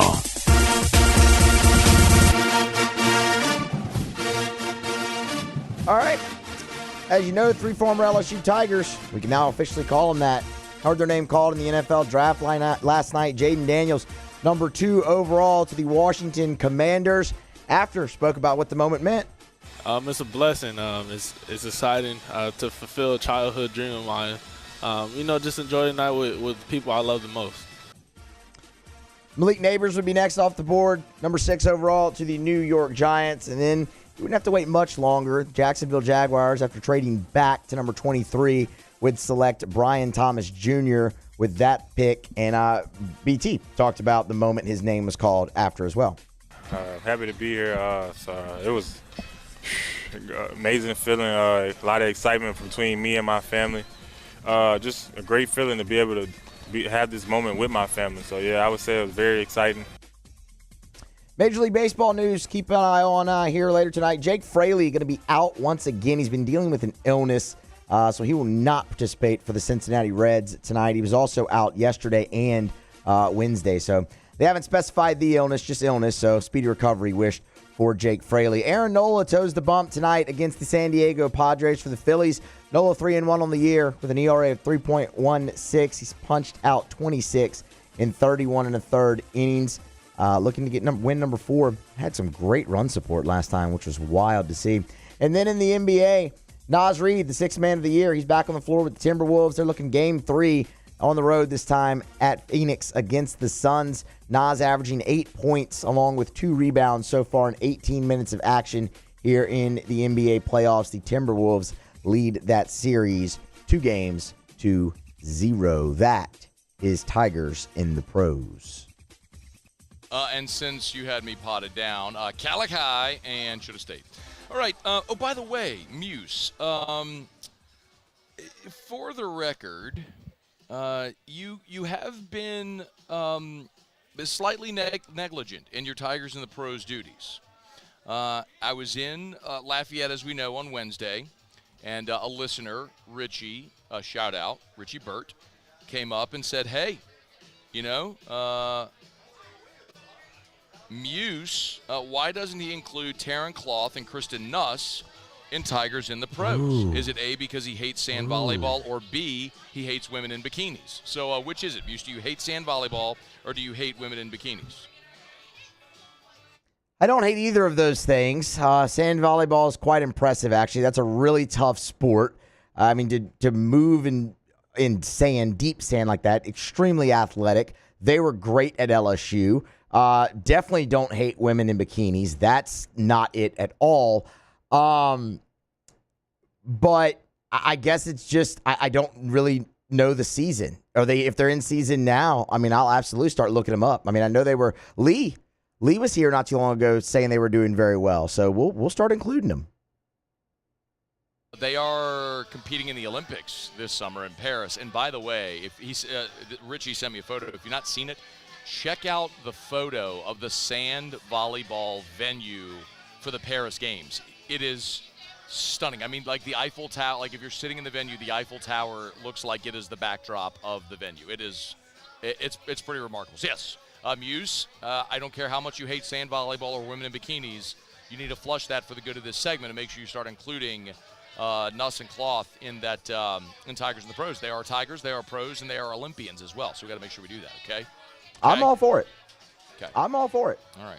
Hey, if you're looking for dinner plans tonight, supper club, or this weekend, supperclubbtr.com for reservations, supperclubbtr.com for reservations. I want to remind you, They have recently opened bar seating for the first time at Supper Club. So the plan always was, 2 years, reservation only, and then after 2 years, see if, how it might play around the bar. So, yes, bar seating is open, first come, first served at the bar at Supper Club. And, gents, remember, you're always welcome to wear a sport coat, but the stated dress code does not require a sport coat. I think there's a lot of people who don't realize, you knock off of work, you want to go to Supper Club, have a cocktail, a glass of wine, maybe meet your significant other at the bar at Supper Club. You can walk in without a reservation. You got a golf shirt and slacks on or nice jeans, you can go into Supper Club. Listen, if you want the one-of-a-kind world-class experience, if you want to order a $5,000 bottle of Chateau Lafite Rothschild, you want to do cognac pours that are $400 more, they have it. You want that one-of-a-kind, world-class experience, they got it at Supper Club. But if you want to go have the best steak you've ever had, apps, dessert, some drinks, you can do it for the same price that you'd go to any other restaurant, comparably in the greater Baton Rouge area. But you will not get an experience like the one you'll have at Supper Club, not only anywhere in Baton Rouge, anywhere in Louisiana, anywhere in the Gulf South region, and it's on par with anywhere in the world. It's Supper Club. Experience Supper Club. Reservation, supperclubbtr.com. Supperclubbtr.com. All right, y'all, it is After Further Review. Glad to have you hanging out with us here. Hat tip Wilson Alexander, I believe, was the first to have this news that LSU has extended the contracts of 2 key assistant coaches. Both Frank Wilson and offensive line coach Brad Davis have extended their contracts through the 2026 season. Frank Wilson's deal in the final year will bump into $1.2 million. And Brad Davis's contract will go from $900K and bump him from $870 to $900, then $990 during the 2026 season, the final year of the contract. So 2 coaches that have been impaired. Brad Davis is a Baton Rouge native. He has rebuilt that offensive line into a monster force. And obviously he was the interim head coach when Ed Ogeron was fired. Frank Wilson, as we know, has built these recruiting classes and is just awesome. So congrats to those 2 gentlemen extending their stays in Baton Rouge. Hour number 3 next. AFR. AFR is brought to you by Relief Windows and ReliefWindows.com. Windows, doors, siding. Oh, yeah, they do indoor shutters as well. Hey, I was texting earlier today with Adrian Holly over at Relief Windows, and this is so cool, something that they've launched. They have a remarkable interactive 3D model where if you are going to be replacing the siding in your home, they can show you, because I'm very visual, right? I need to see something. It's hard for me just to imagine it. They can actually show you on a 3D model of your home what the siding would look like. They can change the color, where the windows would be. It's done in on premise there at their office right there on Airline Highway in Prairieville. So you want to set up that if you want to set up that demonstration, you can do it. Go to reliefwindows.com, reliefwindows.com, or call them at 288-8138. It's a 3D mock-up of an existing house so you can see what it looked like. reliefwindows.com. Power up your next project with John Deere Deals by Sunshine. Whether you're working hard or playing hard, our knowledgeable team will help you find the right product for you. Ask us about our amazing tractor package promotions. Learn more about what it means to be powered by sunshine at sunequip.com.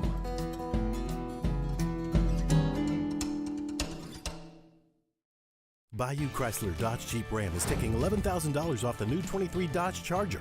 We're open for business in our beautiful new showroom and taking $11,000 off the powerful new Charger. All new Bayou vehicles come with a 1 million mile warranty. The crew at Bayou Automotive is going to do right by you.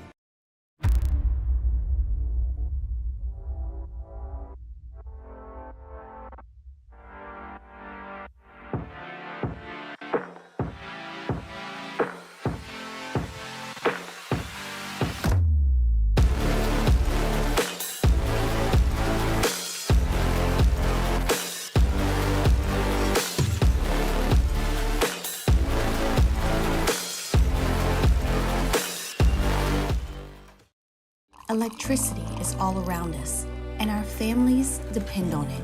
Every day is sparked by the power of a cold drink or a warm meal, a movie night, and a comforting light at the end of a dark hallway. From sunrise to sunset, playtime to bedtime, our team is ready to take care of your electrical needs. Even in the case of an after-hours emergency, the light in your life shines brighter with Mr. Electric.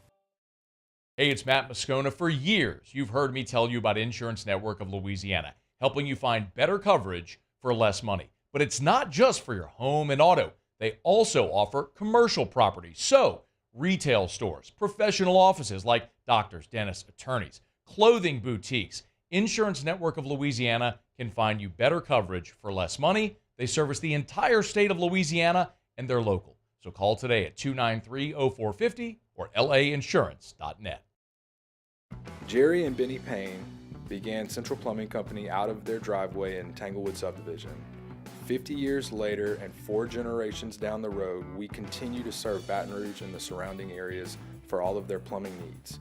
Residential, commercial, industrial, or hospitality, Central Plumbing is here 24/7, 365.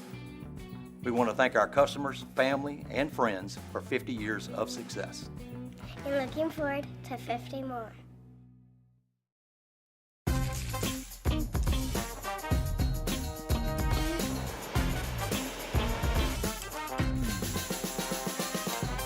The best kept secret in town is out. Discover Tallulah at the Renaissance Hotel on Bluebonnet.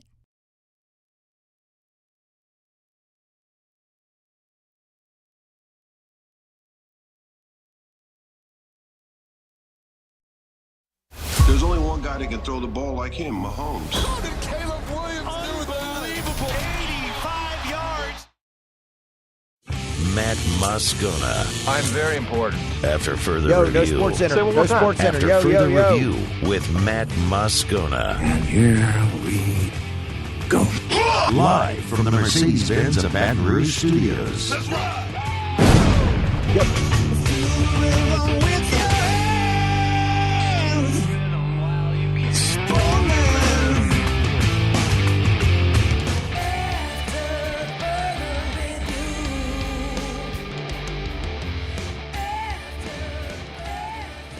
Hour 3 off we go. Welcome aboard. Glad you're with us. It's AFR, presented by Don Juan Cigar Bar. Glad to have you aboard with us here at the Zurich Classic in New Orleans. A beautiful day here at the Zurich Classic. Mike Triplett's going to join us in 15 minutes from right now. We'll get some thoughts from Mike on how day 1 of the draft went for the Saints and what he's looking forward to today with the Saints with the 45th overall pick.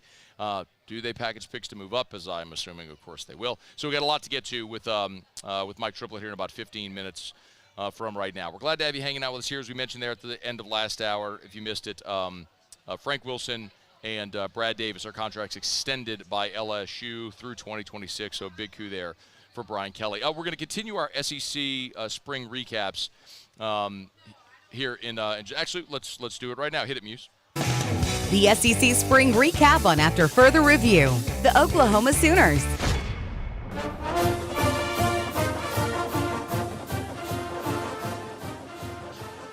Well, it's first time for everything. First time we'll get to do an SEC Spring Recap for Texas and for Oklahoma, and we'll allow the Sooners to bat lead off here, and our guy Eddie Radosevich good enough to join us. Eddie, how are you, man? Matt, what's going on? It feels like it's, I guess, official. I mean, it's not official, but the move to the SEC is the talk of the town right now. So we're doing well. It's good to hear from you. Well, having you on site last year at SEC Media Days was a bit it felt like a bit preemptive. You know, I mean, it was still a year in the league, and it's still a year in the Big 12. But, like, now it's official. Like, you're getting ready, dog, for an SEC season. So, hey, man, let me just start big picture when we look at the Sooners. Like, what is the pulse, the temperature of the fan base, the program, the expectation year 1 coming into the SEC? Yeah, it's kind of interesting because the first year of Brent Venables didn't go well. Obviously, 6 and 7 at a place like Oklahoma, it gets people uptight a little bit, and they bounced back, had a nice season a year ago. It seems like the trajectory of the program, it feels like they're in the right spot. It feels like it's progressing, particularly on the defensive side of the ball, which I know we'll get into. But at the same time, I think that there are some question marks and maybe a little bit of cautiousness and unknown of what they're stepping into. Obviously, you look at the schedule next year, and it's a little bit different than having some of the teams that they were playing in the Big 12. So I think that there's a cautious optimism right now around the program, and it'll be kind of interesting going into a third year that, obviously they need to kind of leave a mark in kind of where they are coming from in the Big 12. So, like in Baton Rouge this spring, the number one storyline everybody talked about was like, can the defense actually improve at all? What was that? What was that version in Oklahoma? Like, what was the thing that here's what we're looking for in spring, that lead for everybody there in Norman? Yeah, I'm very well versed in answering those questions about is the defense going to be better. So if you need any help on that, you know who to call. But I think going into this coming out, there's just a big question mark on the offensive line. They're having to replace a number of guys that went off to the draft, obviously, with Tyler Guyton going last night in the first round.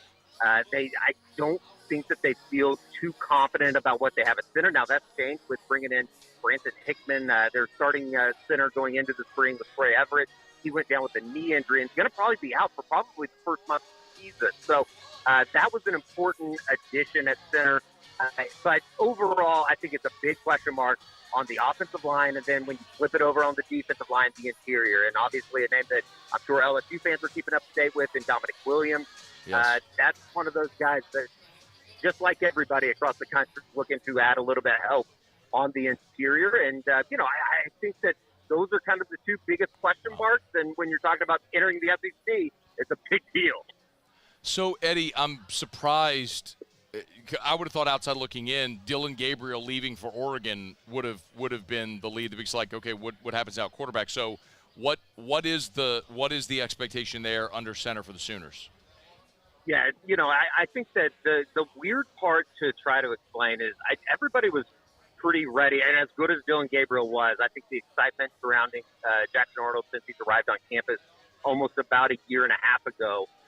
He's kind of the next heir apparent. There's a lot of people around Norman that feel like he's going to be the next great Oklahoma quarterback and kind of join that list of the Jason White, Sam Bradford, Skylar Murray, Baker Mayfield, Jalen Hurts. But at the same time, you look at his first start in the Alamo Bowl. He turns the ball over 6 times, and I think that it's a little naive to think that he's not going to have the ups and downs that any freshman quarterback would have, particularly when you get thrown into the SEC behind an offensive line that has a little question mark. It's going to be kind of interesting to see how they navigate that. But I think long-term, there's a lot of people that feel like Jackson Arnold will have a very, very good career and could end up, you don't want to get ahead of yourself, but there's a lot of people with his talent think he could end up the better quarterback that's come to Norman in a long time. He's on Twitter at Eddie_Rado, R-A-D-O. It's better than trying to spell Radosevich. Good luck. Sooner Scoop is good. He's our good buddy. What about weapons? I mean, Oklahoma always has them, it seems like. Who's the biggest weapon on this team coming out of spring? Deion Burks, Purdue wide receiver transfer. There was a lot of hype when he arrived on campus for the beginning of spring ball, and it was basically every day after practice you would talk to the guys, and it was kind of an update on what Deion Burks had done. He broke out into the red-white game a week ago with 5 receptions for 174 yards. He's going to be a guy that kind of fills the void left by Drake Stoops, who's been around the program for so long. So they feel pretty good about their wide receiver unit going into this next season, and they have a bunch of different bodies. Khalil Farouk broke his foot during the spring. He should be back for the start of fall camp. They feel like Nick Anderson flashed at times a year ago as a redshirt freshman. Jaden Gibson's another guy that, had a little of maturing to do over the course of his first 2 years in Norman, and certainly was a contributor a year ago, but they think that he could step into a bigger role this season. I think that they feel like the wide receiver unit is maybe better than it has been over the last couple of years, which is a positive when you have a quarterback that is going to have to kind of find his way as a freshman.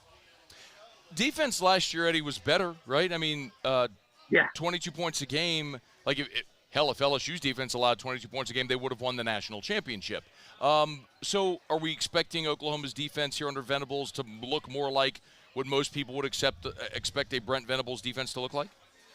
Yeah, I think that Oklahoma goes into this next season with the defense and with the guys that they have returning, whether at every level of the defense, whether it be Danny Sussman in the middle of the defense, a guy that a lot of people think should be in the bucket conversation by the end of the season. Billy Bowman comes back. Woody Washington's back for a fifth year in Norman.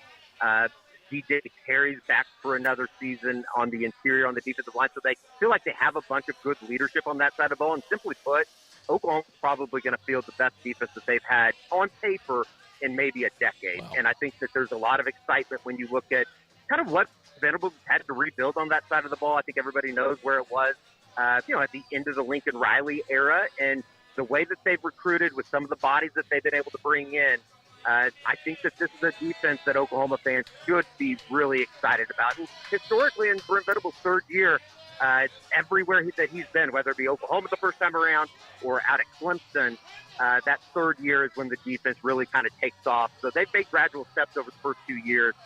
There's a lot of people that think this defense this season could be extremely good, and it's going to need to be if you turn the ball over or if you can't move the ball. If you have some problems on the offensive side of the ball, you need to lean on them. Two more things. Spring portal. Is there a one big glaring need that they have to address? Yeah, I think it would be bolstering everything on the offensive and defensive line, and obviously they started doing that with the Branson Hickman kid, Matthew Mueller. They've also brought in Jermaine Lolele from Louisville, another guy that's over 6'2", over 300 pounds, kind of bolster everything inside. And then I think everybody, like everybody else across the country, kind of waiting to see what Dominic Williams does here over these last couple visits. And obviously with him headed up to Columbia, and then, coming off the visit to Norman and Austin over the last attention there, and then kind of just seeing what else is out there on the defensive line and offensive line. And, I'm sure that you're familiar with this just as well as anybody when you're talking about getting guys out of the portal, especially on the offensive line and defensive line. They've been selective. It's not just anybody. They need to get some guys that can come in and contribute from day one. And it's really kind of a wait and see to who else is out there, and then they'll kind of go as they see. Eddie, last thing, your time very much appreciated. Soonerscoop.com, by the way, is where you can get Eddie, at Eddie_Rado on Twitter. You coming to Baton Rouge for Thanksgiving? Absolutely. I can't wait. Some of these road trips that, we've certainly gone on over the last decade or so in the Big 12 since I've been covering the beat. I love those towns, but we're on to bigger and better things. And a Saturday night or a Saturday afternoon in Baton Rouge, sign me up. Can't wait. It's going to be so much fun. Auburn, Ole Miss, Missouri, and LSU, the 4 road conference games I would assume. Hey, look, you got 3 really good ones. Missouri stinks, but which of the road games are you most looking forward to? I'm not pandering. I'm not asking you to pick LSU, but which would you say, or which would you say, like if Oklahoma fans decide collectively we're banding together and we're going to go descend upon this market for road game, which one's it going to be?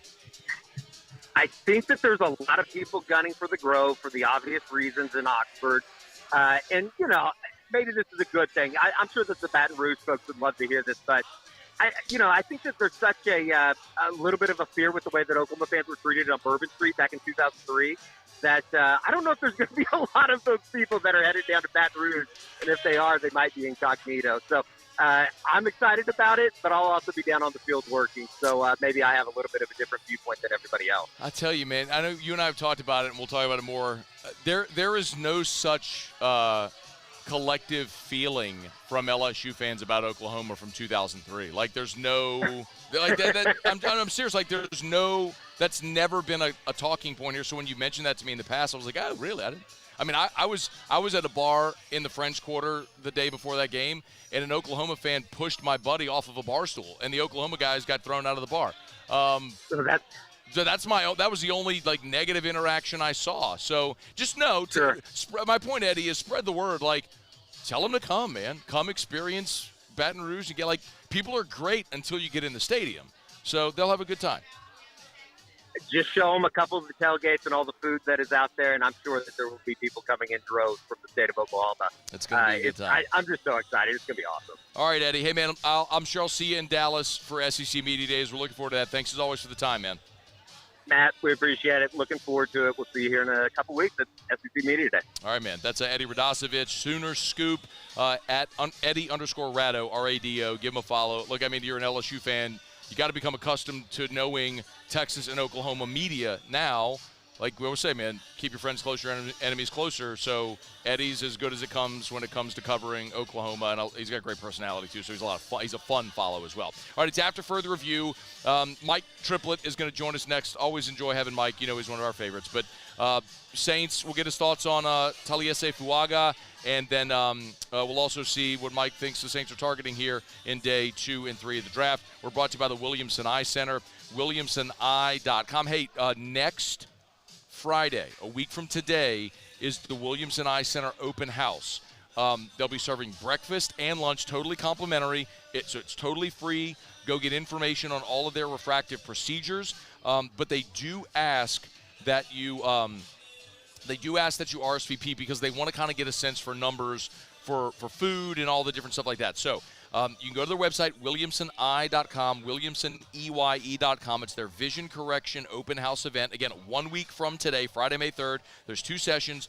Breakfast will be from 7:30 to 9:30, and then from 11 to 1 p.m. we have lunch. You can meet Dr. Blake, the staff. You can learn more about vision correction, and someone is going to win a free EVO ICL procedure. That's the implantable contact lens. So that's an alternative to LASIK. Someone's going to win one totally free. So it's worth going to the Vision Correction Open House 1 week from today at the Williamson Eye Center right there on Bluebonnet, 924-2020, 924-2020, or go register online at WilliamsonEye.com. All right, Mike Triplett next.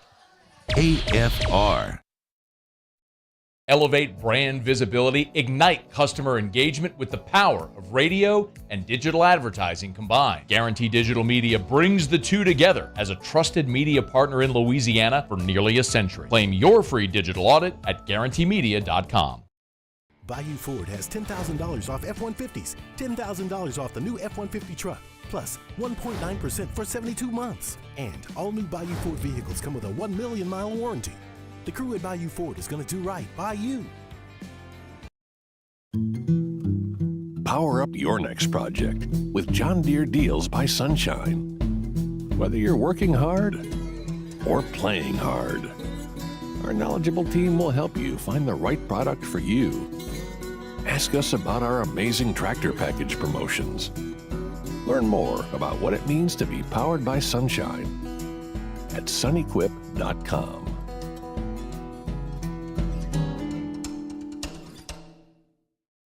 Yo, Jake here from my friends over at Community Steel Company located in Gonzales, Louisiana.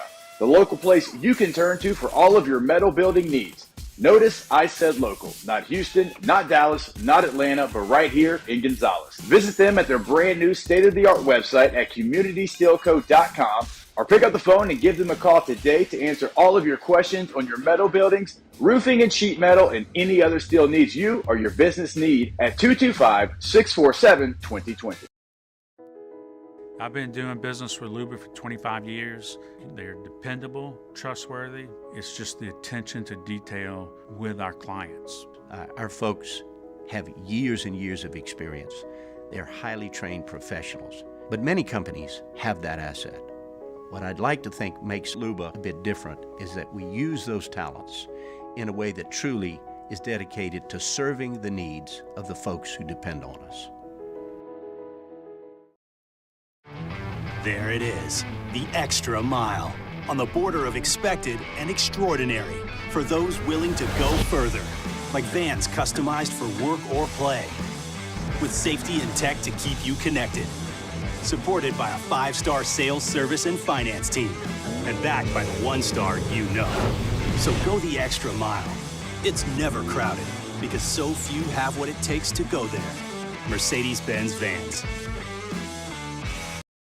Dylan Cruz here to tell you about Six Rings Baseball and Softball Camp. If you live on the North Shore and play ball, go to Six Rings Camps with former LSU assistant coach Dan Canaveri. His knowledge is second to none, and your child will improve and have fun doing it. Camps were held at Coquille Park and Six Rings Academy in Covington with 4 sessions over the summer. Full day and morning only sessions are available from ages 7 to 13. Go to sixringsbaseball.com or call 985-206-9096. Learn the game to love the game.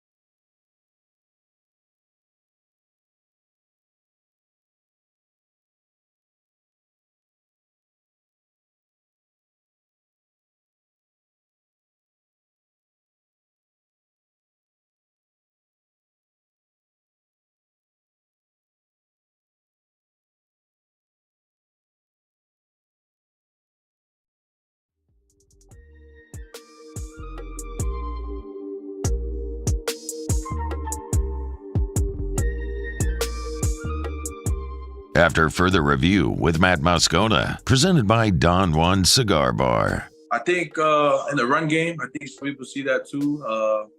Just being able to go and play nastiness. First starting, people thought I didn't play like too well in the run. So, I really try to up my game in that. And I feel like I kind of showed that through the 2023 season.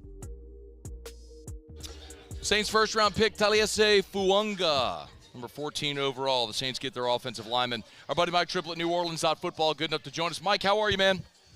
Doing good. How are you, Matt? I'm doing awesome. Let me just start.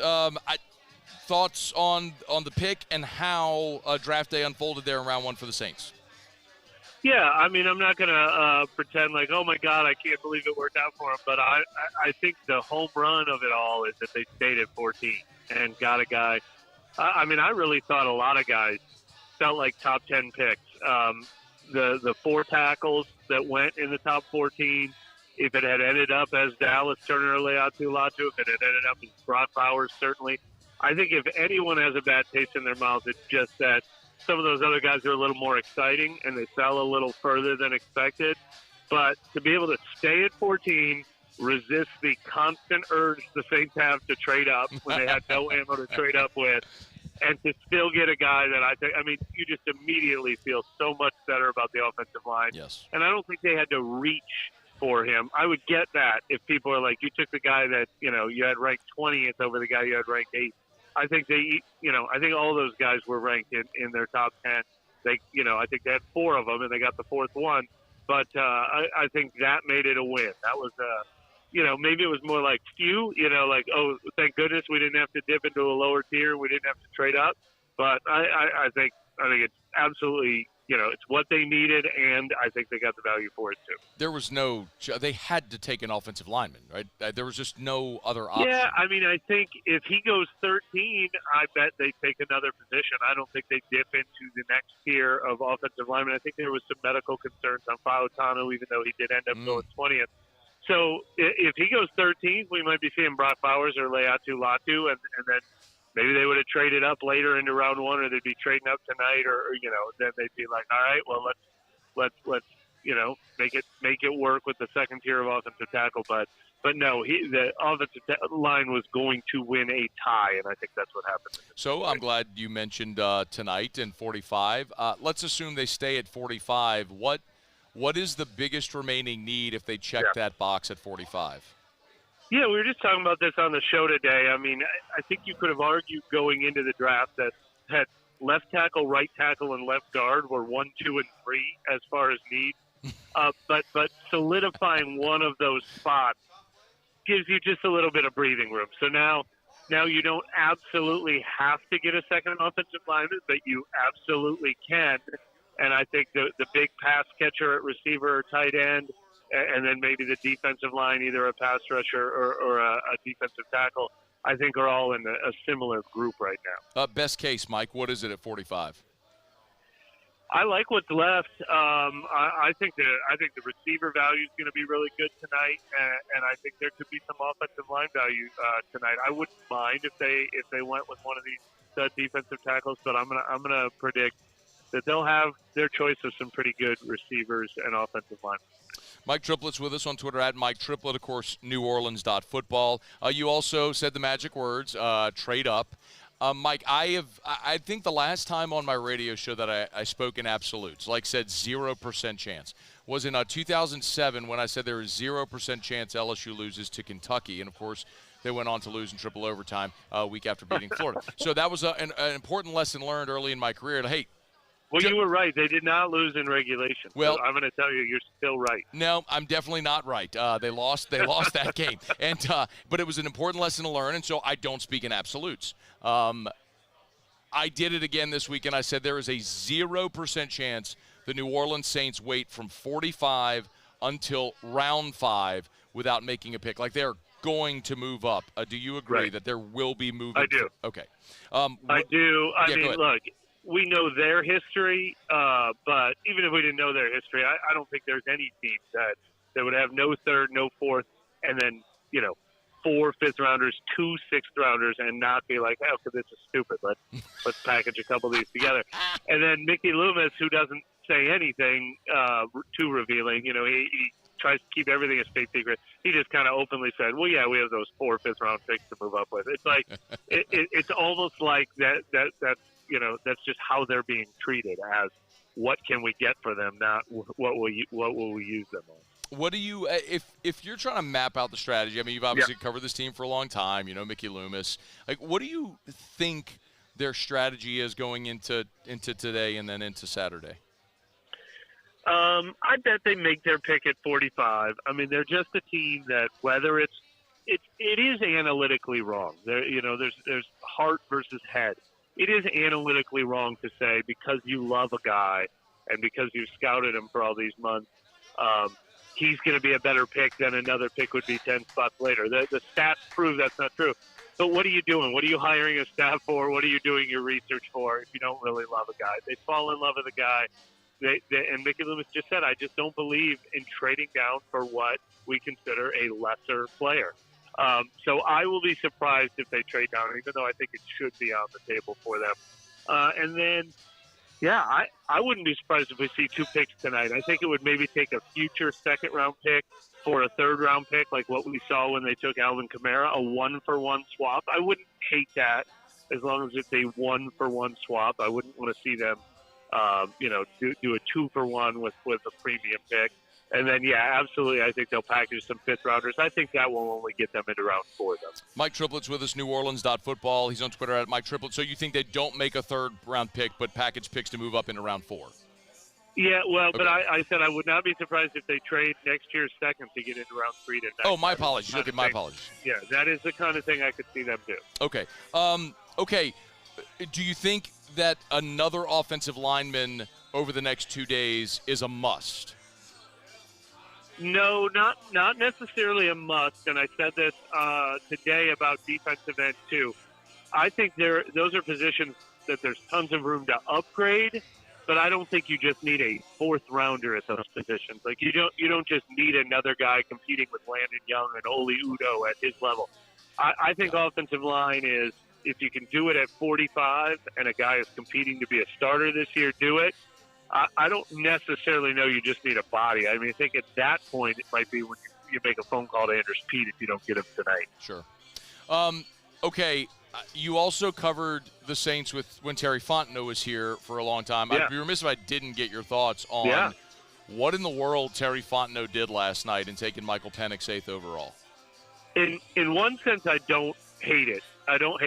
I'm intrigued by Michael Penix, and we did a mock draft where he was there in the 2nd round, and I said, I don't care how committed the Saints are to Derek Carr. I mean, was I crazy, or was Michael Penix not a special player? So I don't hate the theory. I mean, that's what you do at quarterback, and currently it looks like the Packers, in hindsight, weren't crazy when they took Jordan Love during, while Aaron Rodgers was still in his prime. So I don't hate the theory behind it, but I am very surprised. You mentioned Terry Fontenot. I feel like Terry Fontenot's on a 1-year clock. He just lost. I feel like he has to win for his job. So that's pretty bold of him to be thinking about the Falcons' future when he should be in win-now mode. And obviously the only thing that's crazy about it is there's no path for Penix to get on the field for 3 years because they guaranteed Kirk Cousins $100 million. So unless they're trading him, that's one investment too many. But it's the quarterback position, man. We've watched a team miss the playoffs 3 straight years because they haven't figured that position out yet. You can't really mock a team for taking 2 big swings at it. And we're also watching a team that in their 57-year history has used a 1st-round pick on a quarterback exactly once and has never used a 2nd-round pick on a quarterback. So there you go. Go figure why the Saints have sucked for the large majority of their existence. Mike Triplett, NewOrleans.football. He's on Twitter at Mike Triplett. All right, Mike, I know it's busy, man. Thanks for taking a couple of minutes. Hopefully we can visit sometime next week or coming up after the draft. All right, thanks for having me, Matt. All right, you're the best. We appreciate it. That is Mike Triplett. This is After Further Review. We're here at the Zurich Classic as I think the action today is starting to wind down a little bit. We're brought to you by South Point Volkswagen and SouthPointVW.com. Actually had a buddy today, my guy Ryan over at GMFS, said he had a worker at his office, co-worker, heading over to South Point Volkswagen this weekend, eyeing a V-dub. and was looking for recommendations. So said, hey, go check out Brad Bove. He's the business manager over there. Great people, no matter who you talk to. If it's Kerry Manuel, the pre-owned manager, they're going to treat you great. They're Louisiana's largest volume Volkswagen dealer for a reason. Nobody in the state sells more Volkswagens than South Point Volkswagen. I always tell you, start at the website. The average car buyer visits 1.2 dealerships before making a purchase. Like when I bought my first car, I took a Saturday, probably went to 5 dealerships, right? You go test drive them, you haggle, you play the game. Nobody does it anymore. You shop on everybody's website, you pick out the car you want, then you go test drive and buy it. So you can do that. SouthPointVW.com, SouthPointVW.com, South Point Volkswagen. What's your direction? All right, y'all. It is after further review. Gordy Rush is nearby and is heckling me, so I may get him on air just to make fun of him for a little bit. That's always a fun pastime. And we do want to talk a smidge about LSU and Auburn. Game 1 tonight over at the box. And then I do want to give Muse, Paulie, and I will give you our picks on what happens here in day 2 and 3 of the NFL draft. We've talked plenty about the Saints. We also got to get a little thumbnail on what LSU Tigers we could plan to see come off the board tonight in rounds 2 and 3. And then obviously who may hear their names called the rest of the way in rounds 4 through 7 on Saturday. All right, it is after further review. We're at the Zurich Classic. Glad you're hanging out. Don't you move. It's AFR. AFR. Brought to you by Clegg's Nursery. Y'all, the weather is going to be beautiful this weekend. I mean, go get some vitamin D. Get out in the sun. Get a little exercise. Get in the garden. Just plant something, man. Get your hands in the dirt. Get grounded into the earth. Our friends at Clegg's Nursery can help. They got full greenhouses with shipments, truckloads of flowers arriving daily over at Clegg's Nursery. Any of the 4 locations.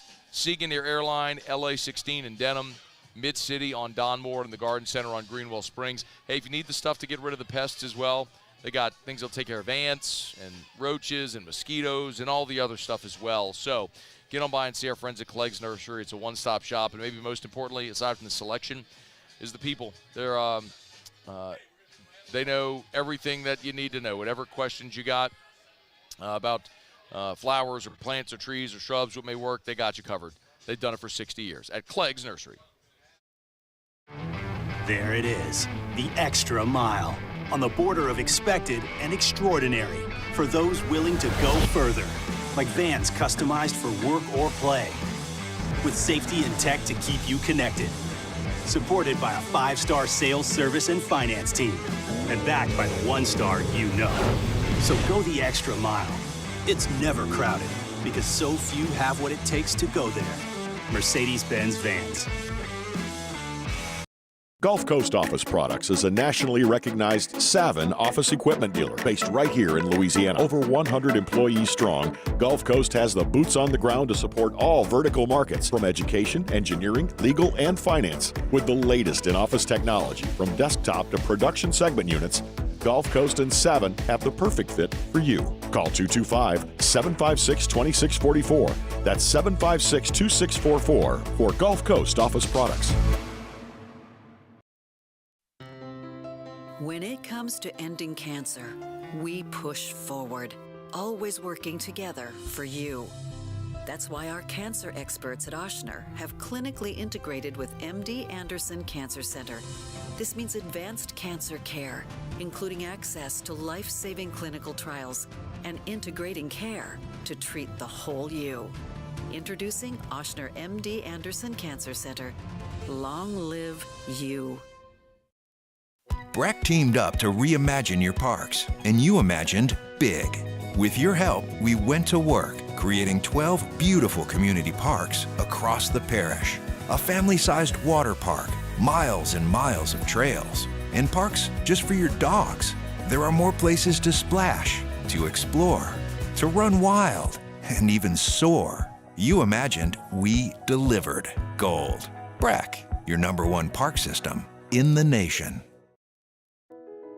I've been doing business with Luba for 25 years.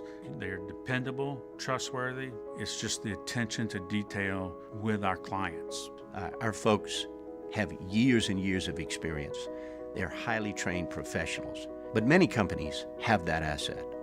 What I'd like to think makes Luba a bit different is that we use those talents in a way that truly is dedicated to serving the needs of the folks who depend on us.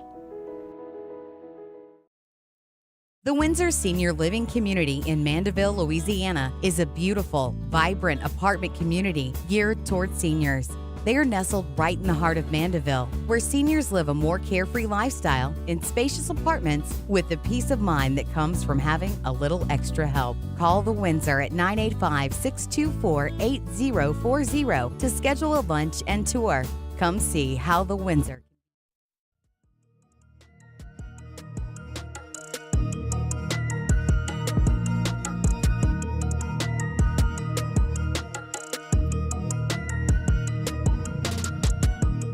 After further review with Matt Moscona, presented by Don Juan Cigar Bar. All right, rolling along here from the Zurich Classic. We're at the Walk-Ons tent on number 17, overlooking 17 Green. Beautiful day. Action for the day is starting to wind down a little bit. I think there might be one more group coming through, but great opportunity to get out this weekend. If you're looking for something to do, come on. They've got obviously plenty of tickets available, like the venue tickets, like the Walk-Ons tent or any of the other venues. Those are sold out, but you can certainly get any type of course ticket where you come. You can walk the course, follow golfers. They got tons of stuff along the course, different places to get food and beverage and other interactive different stops and setups. So make sure you get on by. If you've never been to Zurich, it's so worth it. LSU baseball, game 1 against Auburn tonight, 6:30, so we're a little less than an hour away from first pitch out at the box. Listen, we all know the story with Auburn. They're the worst team in the SEC. They're 2-16. This is an opportunity where LSU, there is no, you have to win this series. And it's probably your best opportunity to sweep a weekend. I hate to ever call for a sweep or predict a sweep because baseball is so unpredictable.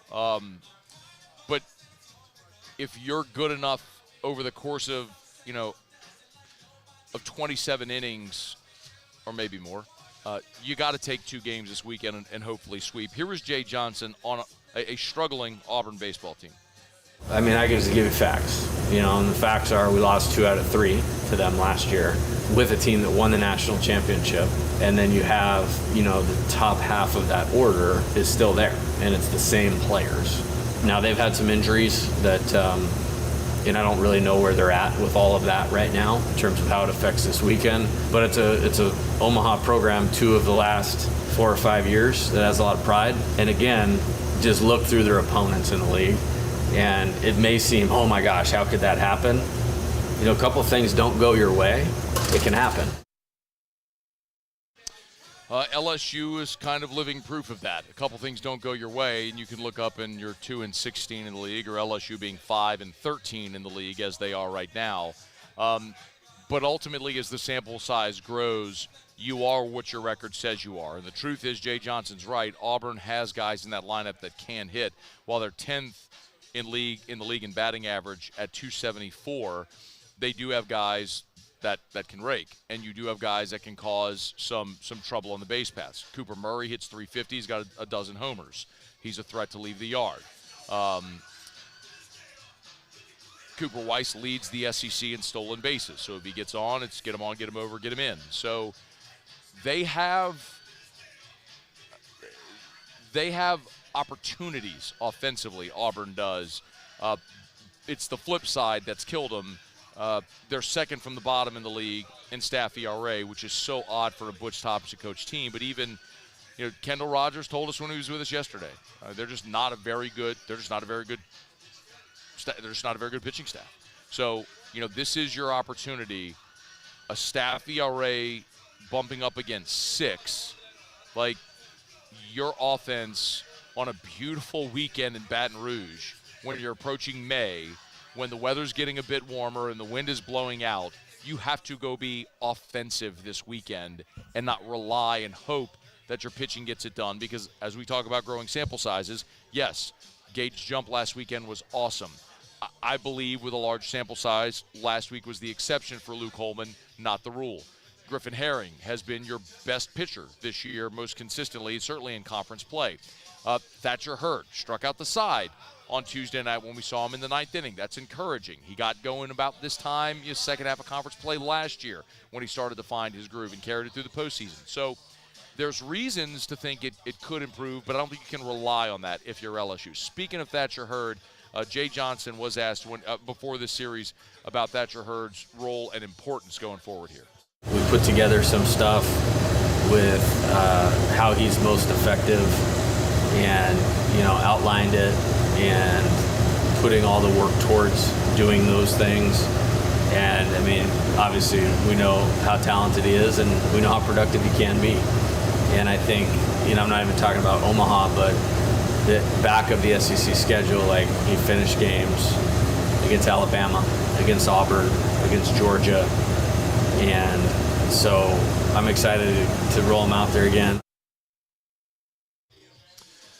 The lineup is posted for Game 1. I'll run through it really quickly, and Musso pointed this out to me in the break, so it was a good eye for him catching this. And I don't know, Musso, let me know. I don't know if they've done this all year, but this is the exact same lineup they used on Tuesday, not just the players, but spot in the lineup position by position. It is just cut and paste from Tuesday. By the way, Musso, have they done this yet this year that you remember? Not that I remember. Jay has tinkered a lot. He's tried to find it, but this is spot by spot, position by position, the exact order that they rolled it out there on Tuesday when they blanked Nichols 9-0. So here you go. They'll go Paxton Kling, Ashton Larson, Tommy White, 1, 2, 3. Larson will be in right. Jones, Pearson, Travinsky in the middle of your lineup. Pearson will play left. Travinsky will DH.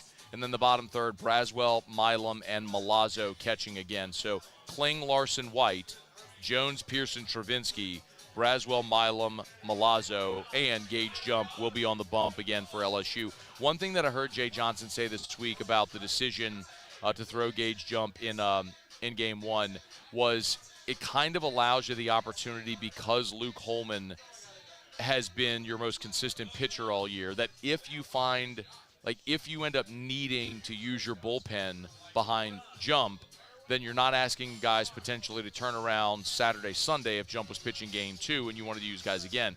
In this case, if you have Holman Game 2 and he extends like he's done for most of the year, whatever bullpen guys you use on Friday, in theory, you could give him a rest day on Saturday and bring him back on Sunday if you needed him. So I understand the way Jay's kind of pasted out there with Jump going Game 1 and Holman going Game 2. We'll see if the Tigers can get off to a good start. Hey, Muse, jump in here. I know you got to turn me down, but give me your thoughts on the lineup and the series tonight, and let people know about Musso at the Box in the postgame show tonight. Yeah, for sure, man. Look, I like the lineup. I don't know how you can't. They put up 9 runs on 12 hits the last time out. I get it was against Nichols, but Auburn's been a really bad pitching staff, so hopefully you can replicate that. I think one thing I've talked about a lot this week on Musso at the Box is, so LSU, they've scored 5 straight runs. Excuse me. They've scored 6 or more runs in 5 straight games for the first time all season. Like, not even in their weak pre-conference schedule were they able to pull that off. And I point to Paxton Kling hitting 294 over his last 11. I point to Stephen Milam having a hit in 11 of his last 12. That's really lengthened the lineup. You're starting to see guys really maybe figure it out. So I like this lineup an awful lot. I like LSU to at least get 2 out of 3 this weekend. You win Game 1, Game 2, you can have a real conversation about what happens on Sunday, especially if you don't use Nate Ackenhausen to win Game 1 or Game 2. And then, as you mentioned, Musso at the Box, subscribe up to the YouTube channel. That's greatly appreciated on your favorite podcast app as well. And we will be live right after the 27th out tonight for a quick recap of the game. We'll take some listener interaction as well. It's been a lot of fun doing those all season long.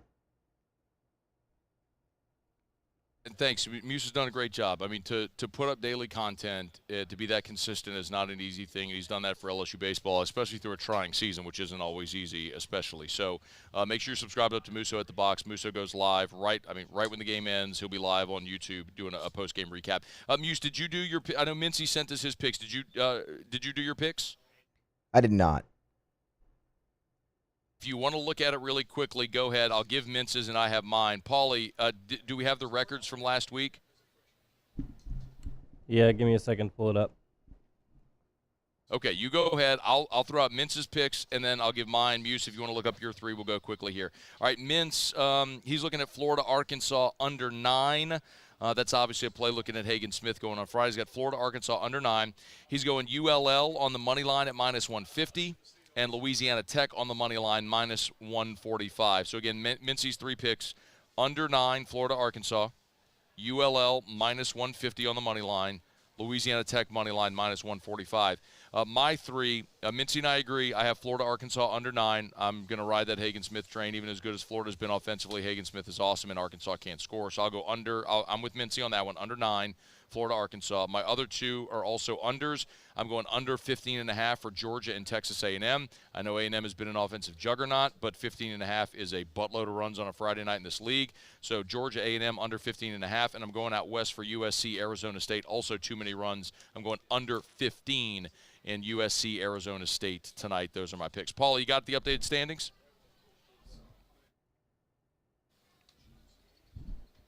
Yes. So let's see here. Moscona, you went 1-2 last week with a total of 8-6-1. Musso went 2-1 last week with a total of 6-6 overall. Mincy went 3-0, and he is now 6-9 overall. Okay.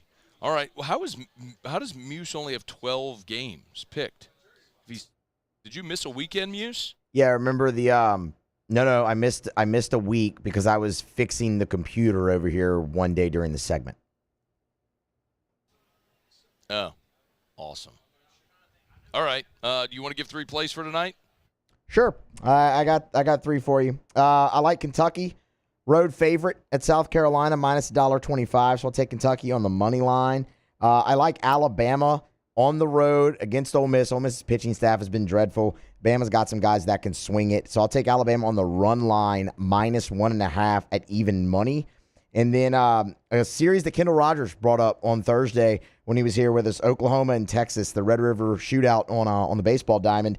Oklahoma's been hot. Texas is not. So I'll take Oklahoma at home, minus $1.40 on the money line. All right, those are Muso's 3 picks. All right, we'll see how we do after this weekend. We'll come back and wrap it up. Round 2 of the NFL draft starts in 14 minutes from right now. I'll tell you what I like the Saints to do at 45 and what LSU players to keep an eye on. Don't you move. It's AFR. AFR. AFR is brought to you by the Watermark Hotel and the Renaissance Hotel, 2 amazing hotel properties in Baton Rouge, the Watermark downtown, the Renaissance Southtown. Hey, a really cool thing that the Renaissance has done lately that we've been able to tell you about. Of course, we tell you all the time about their great meeting space. If you have a board meeting for 12 people or their ballroom that can host 500 people and basically anything in between. But the Renaissance has really tried to introduce our town to Tallulah and their indoor-outdoor space. I love telling you about the Renaissance. Tallulah's food is amazing, but the bar space and the bar flow is really cool. They've done an amazing job in increasing their whiskey and spirits selection. They got great craft beers as well and a good wine selection. So if you go by Tallulah, they've got, you could sit at the bar. They got great bar tables and comfortable furniture, or you could sit outside as well in what they call the terrace there at Tallulah. And next week, it's evenings at the Renaissance. Next Friday, 6 to 8:30 p.m. at the Renaissance Hotel.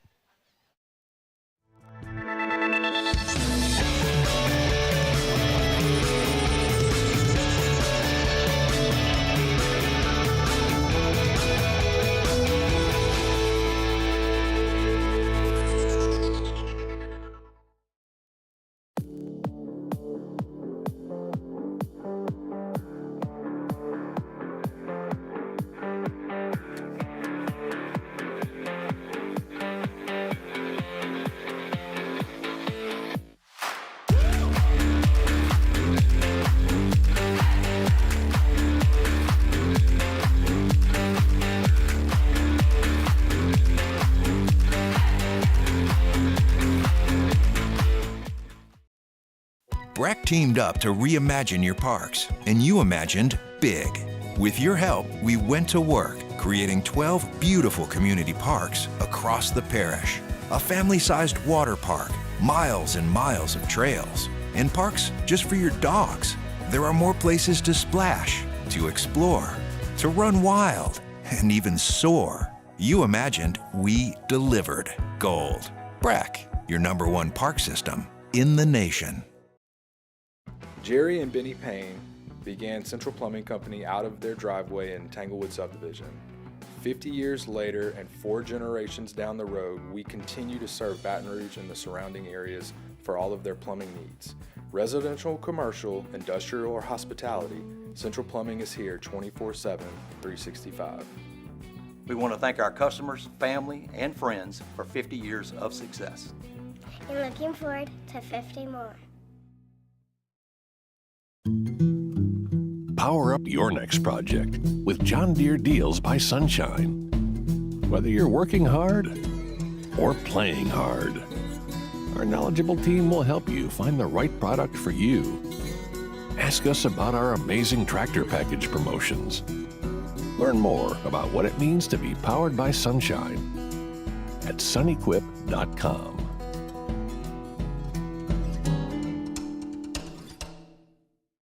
Yo, Jake here from my friends over at Community Steel Company located in Gonzales, Louisiana. The local place you can turn to for all of your metal building needs. Notice I said local, not Houston, not Dallas, not Atlanta, but right here in Gonzales. Visit them at their brand new state-of-the-art website at communitysteelco.com or pick up the phone and give them a call today to answer all of your questions on your metal buildings, roofing and sheet metal, and any other steel needs you or your business need at 225-647-2020. Gulf Coast Bank and Trust is giving our customers the power to bank anywhere, anytime during this challenging event. And we're right there.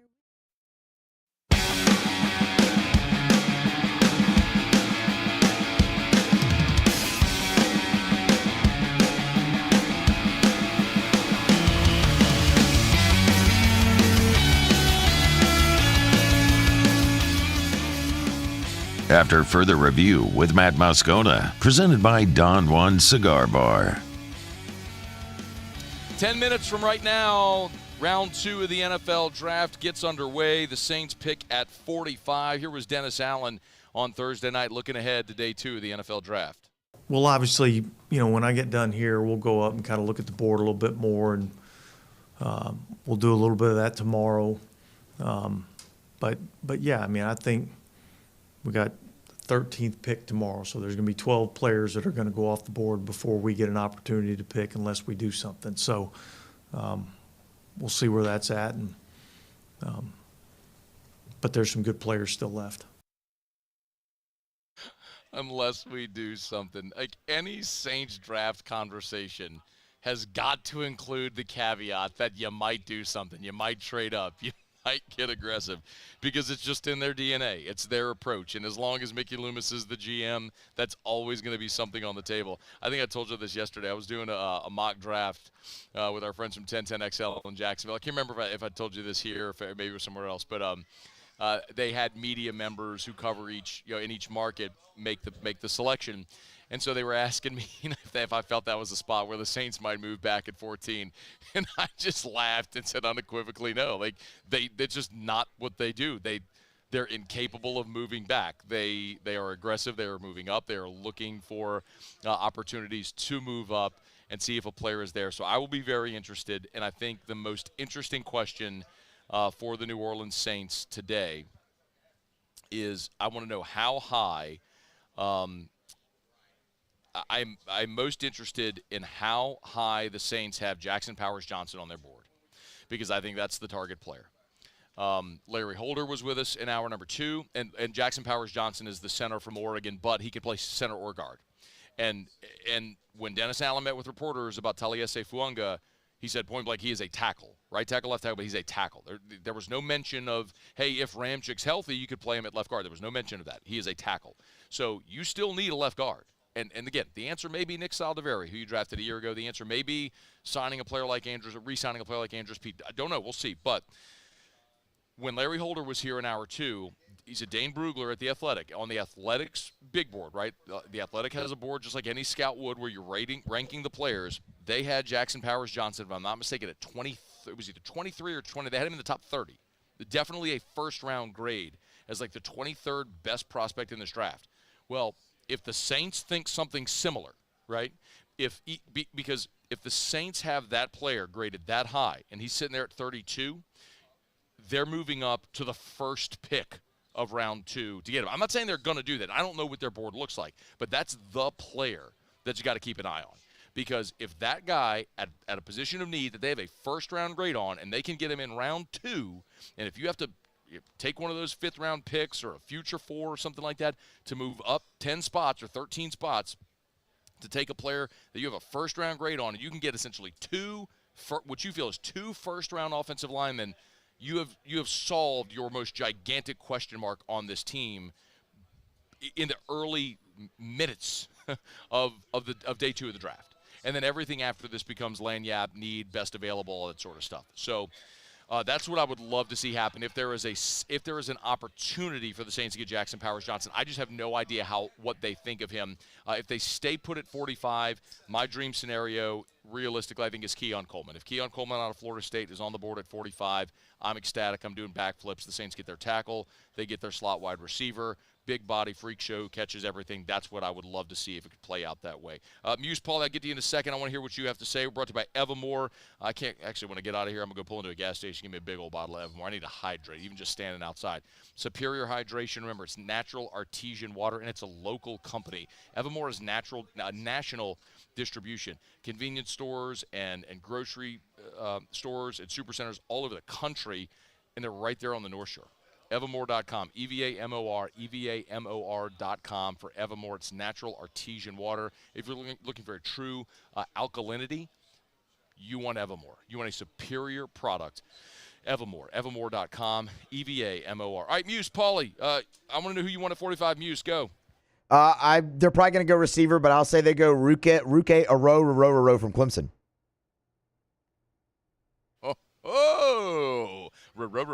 Paulie. I also think they're going to eye a receiver. I think it could be either Keon Coleman or Ladd McConkey from Georgia. And I also like Braden Fisk and or Chris Jenkins, the defensive tackle from Michigan. I get you. You got to make the pick. We're out of time, Paulie. I just wanted you to make a pick. AFR. There it is, the extra mile. On the border of expected and extraordinary. For those willing to go further. Like vans customized for work or play. With safety and tech to keep you connected. Supported by a 5-star sales, service, and finance team. And backed by the 1-star you know. So go the extra mile. It's never crowded because so few have what it takes to go there. Mercedes-Benz Vans.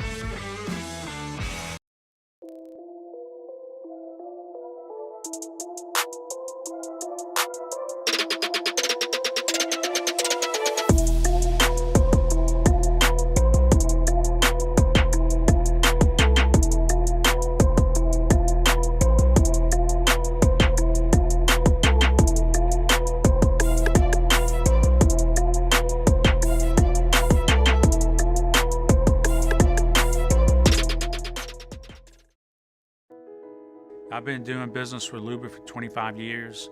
They're dependable, trustworthy. It's just the attention to detail with our clients. Our folks have years and years of experience. They're highly trained professionals. But many companies have that asset. What I'd like to think makes Luba a bit different is that we use those talents in a way that truly is dedicated to serving the needs of the folks who depend on us. Dylan Cruz here to tell you about Six Rings Baseball and Softball Camp. If you live on the North Shore and play ball, go to Six Rings Camps with former LSU assistant coach Dan Canaveri. His knowledge is second to none.